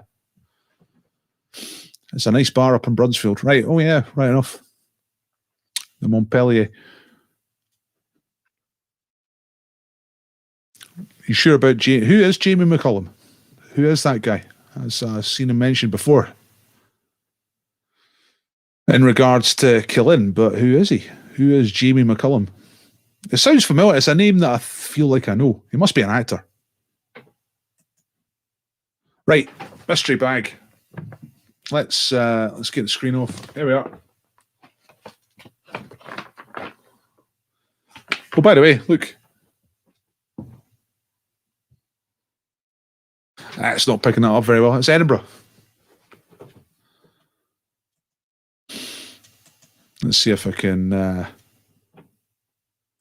make that a wee bit. Oops, there. You see it better there. Edinburgh.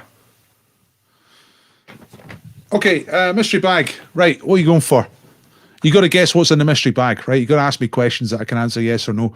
Whoever, it's not a lobster. Whoever can work this out first will get on the wheel and join Judith and Josh and Marion, Louisa, Jonathan, Karen, Raymond, Michael, Tim, Raymond, Gary, Chris, Lorna, Tim, Natters, and Colin, and Lorna and Karen and Beeg are all on the wheel so far. Can you join them? A cuddly toy, no. Food, no. It's not edible. It's nothing you can eat. It's not a crustacean of any type, Gary. It's not a shellfish. It's nothing like that, all right? Shell, nah. Bedroom, yeah, you would use this in the bedroom, actually. Is it plastic? No. Ed Sheeran's built a new house at the other end of the loch near to Aberfeldy. That's just a bit of Ed Sheeran news in between the guesses. CD, no, it's not a CD. Kitchen, no. Can Jews eat it? Aye, probably, but it's not edible. Is it a scaly thing? Is it a cushion? No.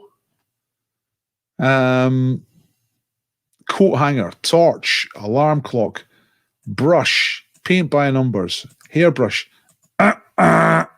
No. Slippers, pajamas. It's not slippers or pajamas, but it's something you'd wear. It's not a pillow.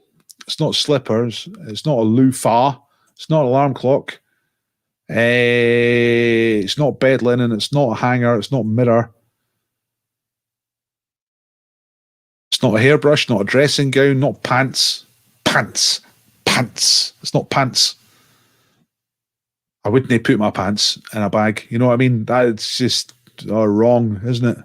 Sending out the wrong messages. Whoopee cushion. No. Socks. No. Goonie. Hat. No. Aye, we've got it. Raymond's got it. It's an eye mask. Yes. There we are. Look, it's Be Oh So Quiet.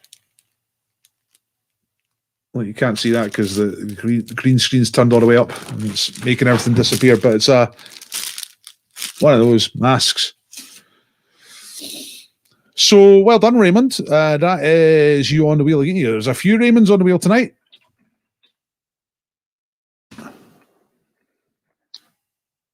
This background thing's just ridiculous, isn't it? Let's just... Okay. Never quite get the right... There we go. That's better. It's like a shower. Too hot, too cold, you know? Too see-through, too solid. Hat trick. Yes, he's pleased with the eye mask. Right, okay, it is past, so we're going to start spinning the wheel. Let's do it, man. I'm going to get a wheel on for you to have a look at. And you're going to be thrilled. You're going to be interested, at least. You're going to be hot for the wheel. Let's hear. I'm just filling it as I'm trying to click the right buttons. There we go. So check it out, everybody. Here's the names. We've got Marion, got Judith, Louisa, Jonathan, Karen, Raymond, Michael, Tim, Raymond, Gary, Chris, Lorna, Tim, Natters, Colin, Lorna, Karen, Beeg, Raymond, Josh. All right, fantastic. Let's do what I forgot to do last week, which is start with the bread. Right, I've got to start with the bread because there's some people here that are not in the bread range. The bread is supplied to you by James the Baker of Herbie, William Street, West End, Edinburgh. If you're in Edinburgh, and if you're anywhere near the West End, which is basically between Princes Street and Haymarket, you get yourself down to William Street, go to Herbie and buy some high-quality bread, the kind of bread that will make you feel like a royal family member from the inside out. Also, if you're up near Morden, you can go to the bakery itself. Are we getting where everybody lives now? Fred Macaulay lives in Thornton Hall. Great. I used to work with Fred Macaulay. Kind of know him. I don't know if he'd remember me, but Used to work at the BBC years ago. Anyway, the breed, brought to you by James the Baker, the world's most fantastic baker, and is coming to the first person who lives in Edinburgh who gets spun on this wheel now. Here we go. Ole! Arriba! Who's going to be Josh, Raymond, Beeg? Well, now Beeg is outside the zone and has come up before for the breed, and James said, I'll take her bread because she's in Troon, right? Now, that was back when you couldn't travel anywhere. So, kind of half expecting James to pipe up in a second. I don't know if he's still here. But I'm going to, you're getting bread anyway if James ever does go out that way. So I'm going to give you another prize. I'll give you the Karen's book prize, which is X, Y, and Z, the story of the Enigma code, which looks like a really good book, Big. So I'll send you that, or I'll get Karen to send you that. That is, you are the first winner tonight. Nice work. Okay, and I'll take you off the wheel. Right, okay. Let's spin again for the breed. Let's see if we can get an Edinburgh winner. Natter's won it but never received it. Well, if he ever does come that way, you'll get it. You know what I mean? Right, we're going to spin again for the breed. Here we go. Who's going to get the breed? Ole! Carabinieri! Jonathan, it's Louisa! Louisa on the breed. Louisa Jobson. Now, Louisa knows what to do. Louisa knows to go up to the bakery, up to Moordun. And that's an easy one for Louisa and for James to sort out. So that's a good one. Excellent. Let's take Louisa off the wheel. Nice work, Louisa. Well earned. We go to the next prize, which is something I've actually got here, thanks to Beeg. It's the Jack Monroe Good Food for Bad Days book. It's about thrifty eating, about turning not very much in your cupboard into great meals. So, let's see who's going to get that. The Jack Monroe book. Who's it going to be? Raymond, Karen, Lorna, Colin, Natters, Tim. Tim Edgley. Tim Edgley. So, the Jack Monroe book goes to Tim. Very good. Hey, we're bringing through these prizes tonight. What else have we got? We've got at least a scratch card, that's for sure. So let's do a scratch card right now. More bread, can you believe it? Aye. It's gonna make you happy from the outside in. That's what the bread does, as I'm sure you know. Well done, Tim. I think there's two Tims on the wheel and it's saying only to remove one. I must have misspelled you. I must have... let me just see. Yeah, look, there's the other one. Because you can be on the wheel as many times as you like, but you can only win once. You know what I mean? So we take all the Tims off the wheel and we're going to spin for £10,000. £10,000. Let's see who's going to win £10,000.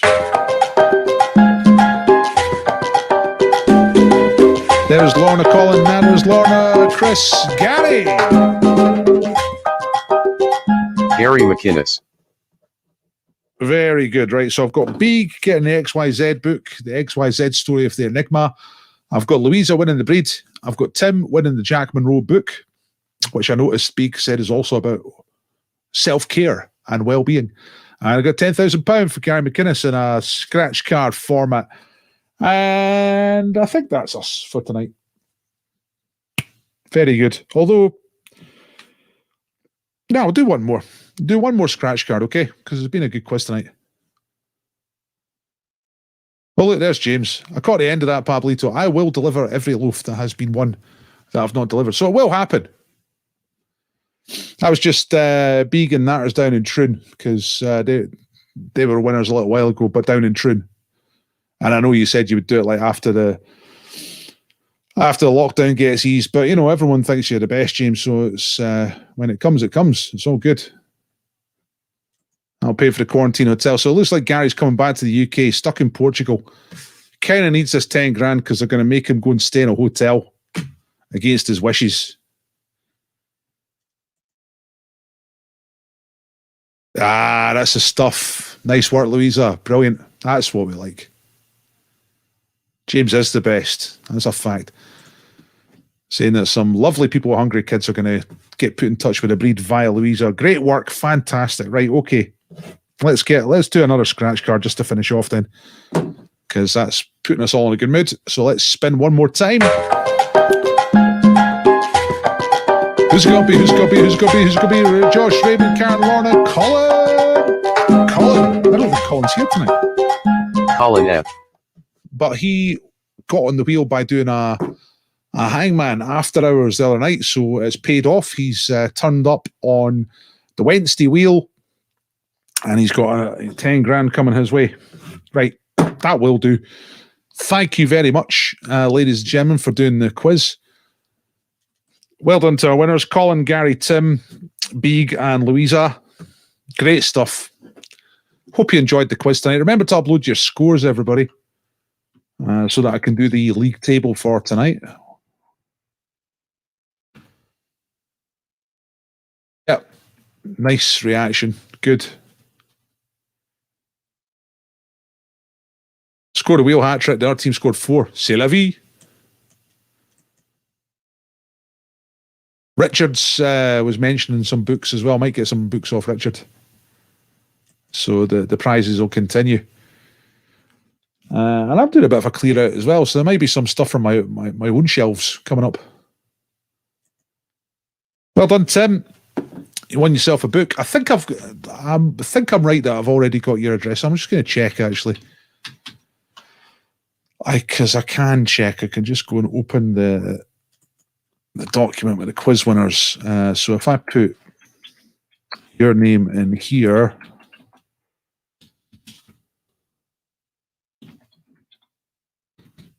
and it should just, yeah, that's right. Yeah, down in Cambridgeshire. Is that right? Yeah, I've got your address. Good stuff. And I'm pretty sure I've got everyone else's address. Previous winners, great stuff. Well done to everybody, and bad luck to everybody who didn't, who got on the wheel but did not win. We had Judith there on the wheel, and I don't think I've seen Judith's name on the wheel before. I can't remember it anyway. So well done to Judith for getting on the wheel. Sorry you didn't win something. And well done to everybody else. Josh is not on the wheel that often. Well done to Josh for getting on the wheel. Raymond on the wheel, quite a few times tonight, actually. Unlucky not to win something tonight, Raymond. Bad luck. Yeah.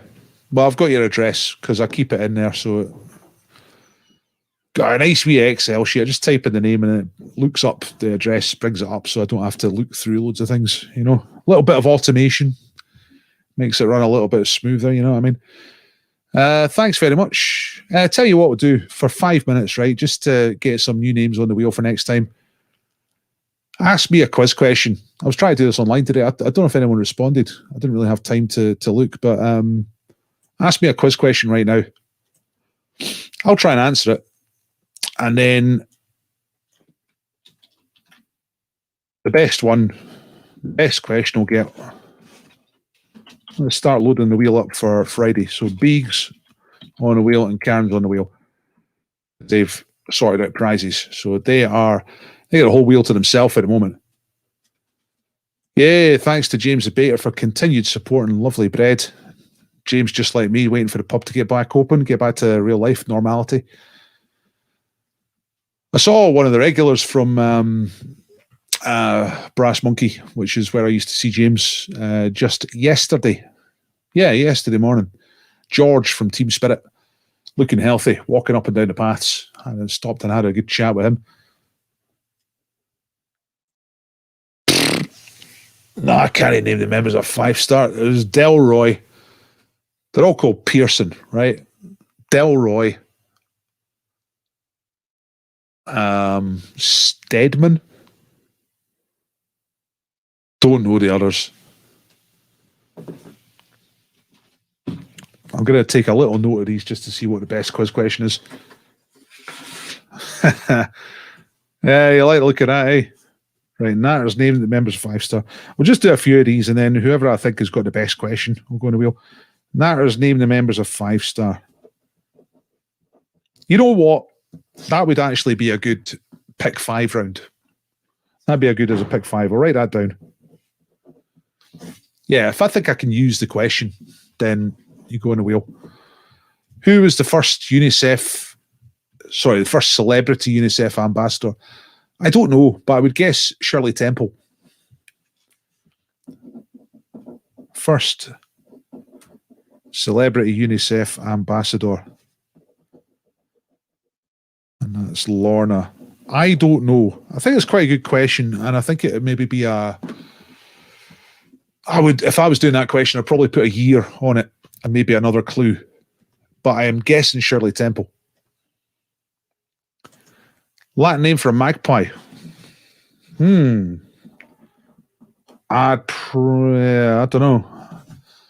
I don't know the answer. I'm just trying to think if it's a good question. I might do it the other way around, give the Latin and then ask what bird it is. Maybe do a 50-50.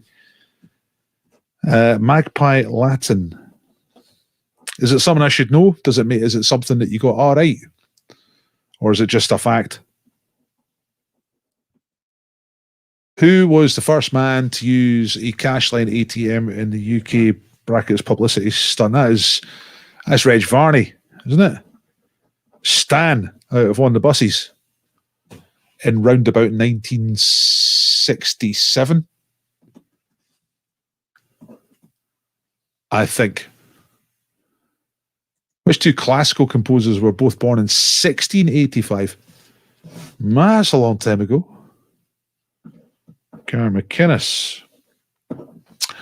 I don't know. That's quite a good question, eh? You know, another good pick 5 round actually would be like 9 composers, and you got to pick the ones that were born before 1800. That'd be good. But both born in 1685. I'll go for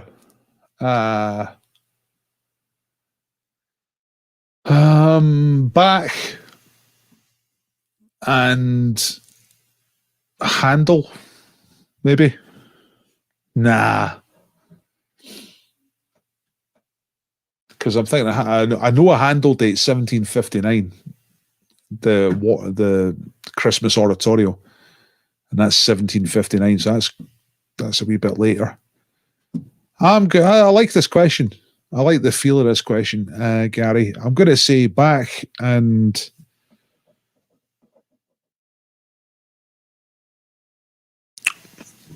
nah, not Handel. I don't know. Vivaldi. Maybe a bit too early for him. Danny Kaye. All right. That's the UNICEF ambassador, Danny Kaye. David Bowie's Spiders from Mars didn't come from Mars, but where did they come from? What? But they called the Spiders from Mars. How do they know from Mars? I don't know. Like from Catford or something? I don't know. Spiders from Mars didn't come from Mars. Where did they come from? With the spiders from Mars. Do, do, do, do, do, do.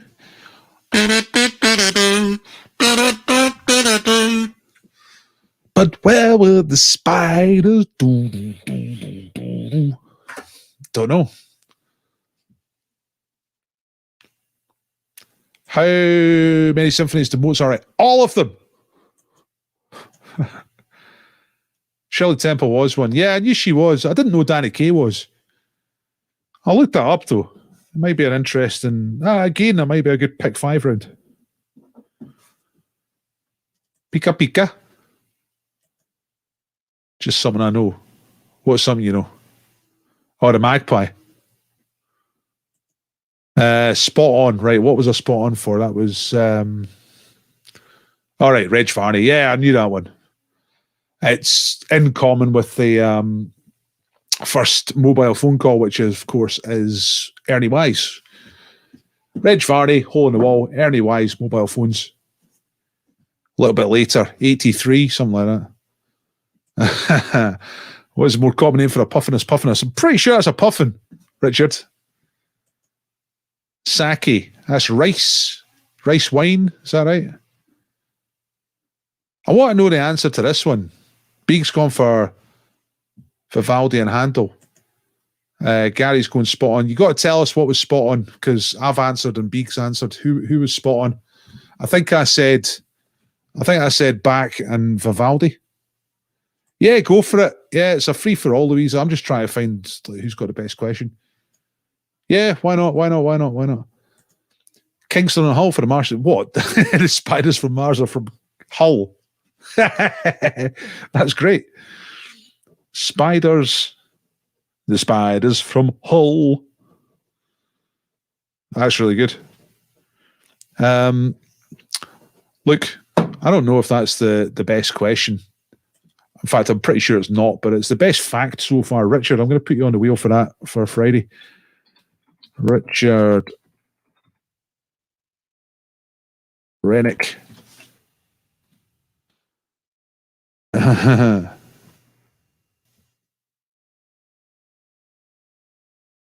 Within you, that's kind of... Which football team did Arthur Conan Doyle play goal for? I don't know. Real Madrid. I mean, obviously that's Julio Iglesias, but maybe Arthur Conan Doyle got there first. I don't know. How many fingers do you... That's a great question, Margaret Ann. That's a really good question. Fingers... Simpsons. Well, cartoon characters tend to be simplified for drawing purposes. I'd say 4. Well, 3 and a thumb, so 4 fingers altogether, if you classify a thumb as a finger. Tell me if I'm right. That's a good question. That's the sort of question I would ask.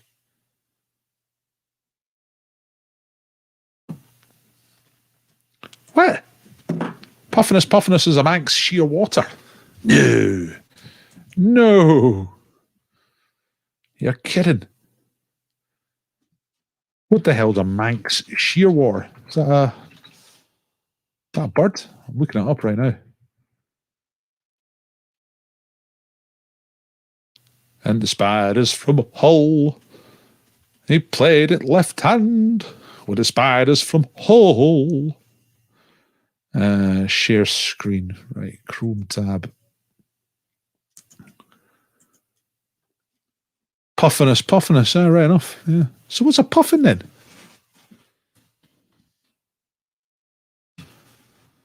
Puffin is Fratercula arctica.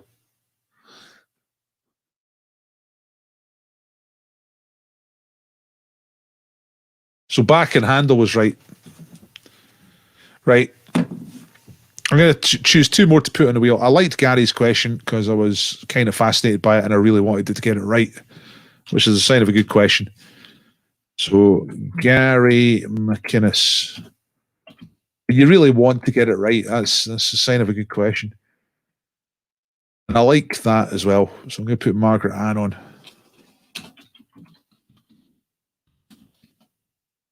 Margaret Ann MacArthur. I mean, these are all great questions.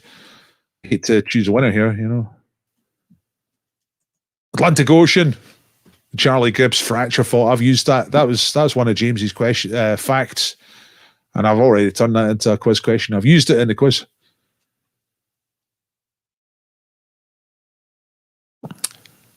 The Latin name, for Wren troglodytes does indeed mean cave dweller. That's totally correct.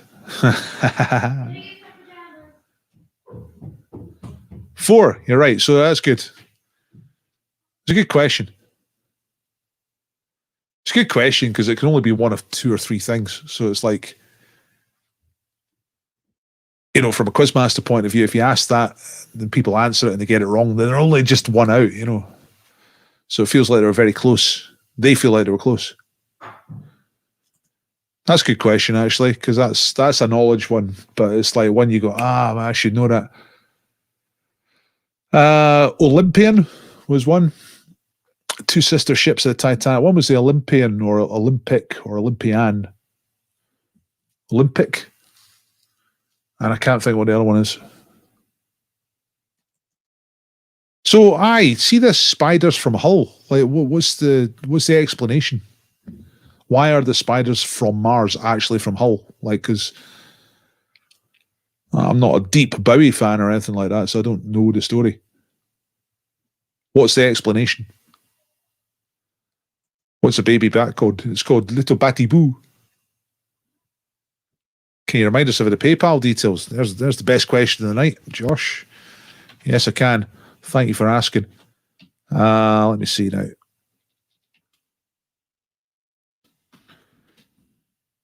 I'm just going to post that in the chat right now. Thanks for asking.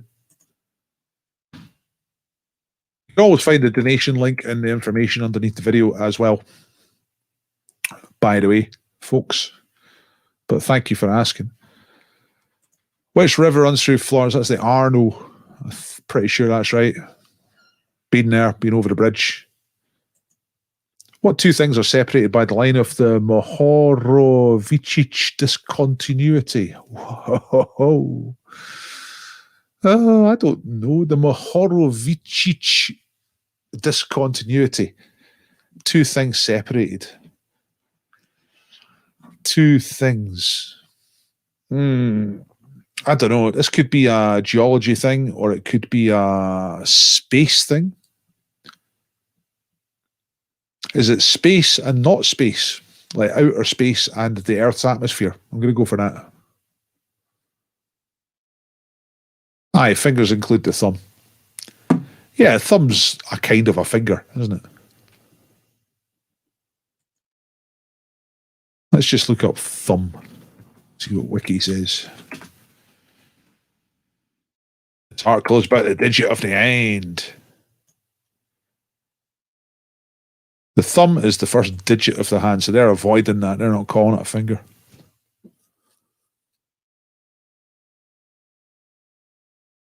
Is that thumb just ever so slightly out of kilter? Or is that just me? Kind of wonky thumb. So who did I put on the wheel? Let's have a look. Gary for the composer's question. Don't know. I mean, it's a good question. It starts off, you go, I'm bored by that, but then suddenly you want to know the answer. So it's a good question. Margaret Ann's question about the Simpsons fingers. And Richard for the spiders from Hull. Although I do want an explanation.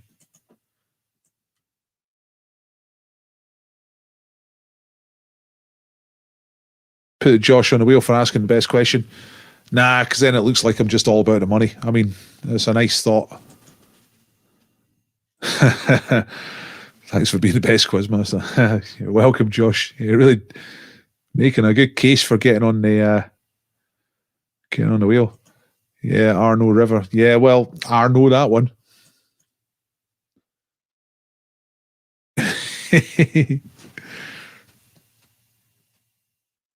Now we want quiz questions, not jokes. Time and a place.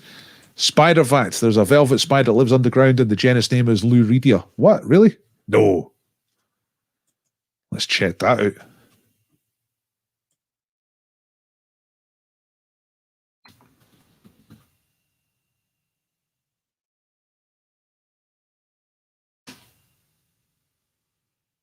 It's a species of spider discovered in Iran in the year 2020. It's a velvet spider, and it's named after the actor Joaquin Phoenix. What? Luridia phoenixi. So Luridia is the genus. So there's a subspecies or a species of that genus that's named after Lou Reed and Joaquin Phoenix in the same spider, because it's got a color pattern which matches the movie character from the Joker. Wow, you're kidding me on, man. So Luridia is the genus. Let's have a look at that. There you are. That's a Lou Reed spider.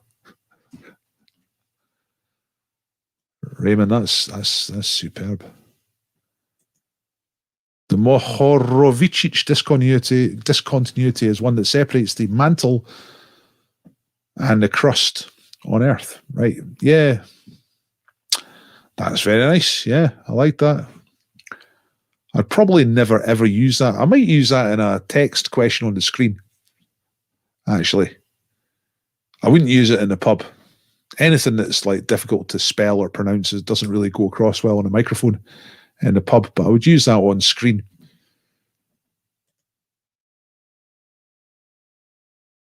Great stuff. I know. Well, there it is. Just checked it out. There's your Lou Reed. Luridia annulipes. So these spiders are relatively new. They've only been around since 2012. The Lou Reed spiders. 4 species: Annulipes, Coleni, Lucasi, and Phoenixi.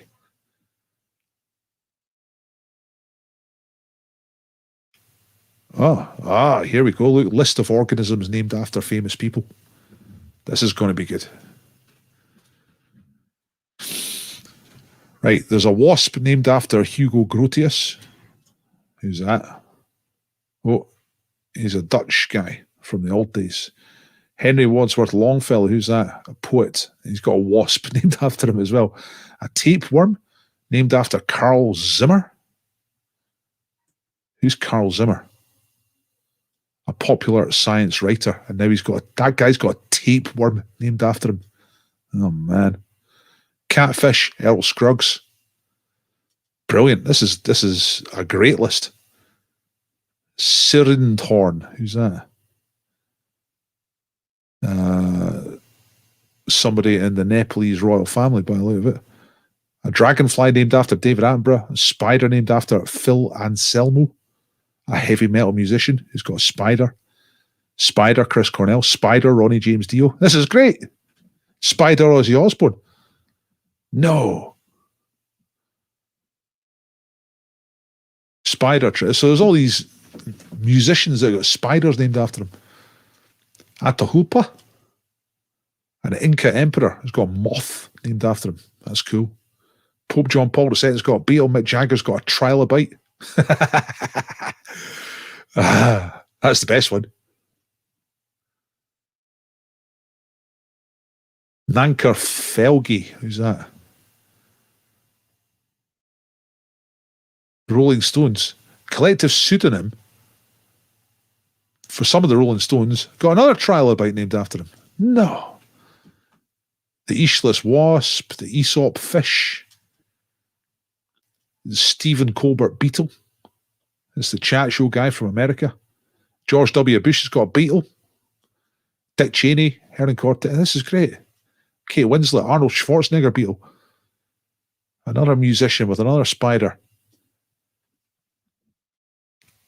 Matt Groening, inventor of this. This is where it comes full circle now. Now we've got the Simpsons and things. Crustacean. A crustacean named after. So something like a prawn named after Matt Groening. Oh man, this is a bit of wasps. Loads of wasps. Snail. Frank Zappa. This is great. This is the best list I've ever found, so thanks very much. Raymond, right, Raymond, you're going on the wheel for that. I thought I was done with the wheel for tonight, but you go back on the wheel for coming up with this stuff. I'm going to make about 10 different quiz rounds out of this. Thanks very much.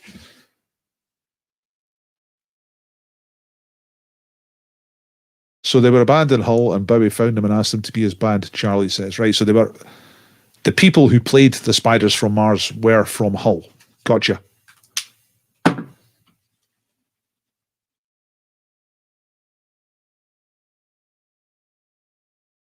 Aye, that's what they say. Might be true, might not be true. Right, I'm out of here. It's 9 o'clock. Good night. Thanks for doing the quiz. Remember to upload your scores if you have not already. All those people who've just got on the wheel are on the wheel for Friday. Okay, that's how that works. Aye, nice wee bit of afters. I might get more into the style of doing that. Thanks very much. Right, good night, Beak. See you all later. Thanks very much. I'm out of here. It's bedtime. Everyone go to bed. Save energy. Turn lights off. Good night.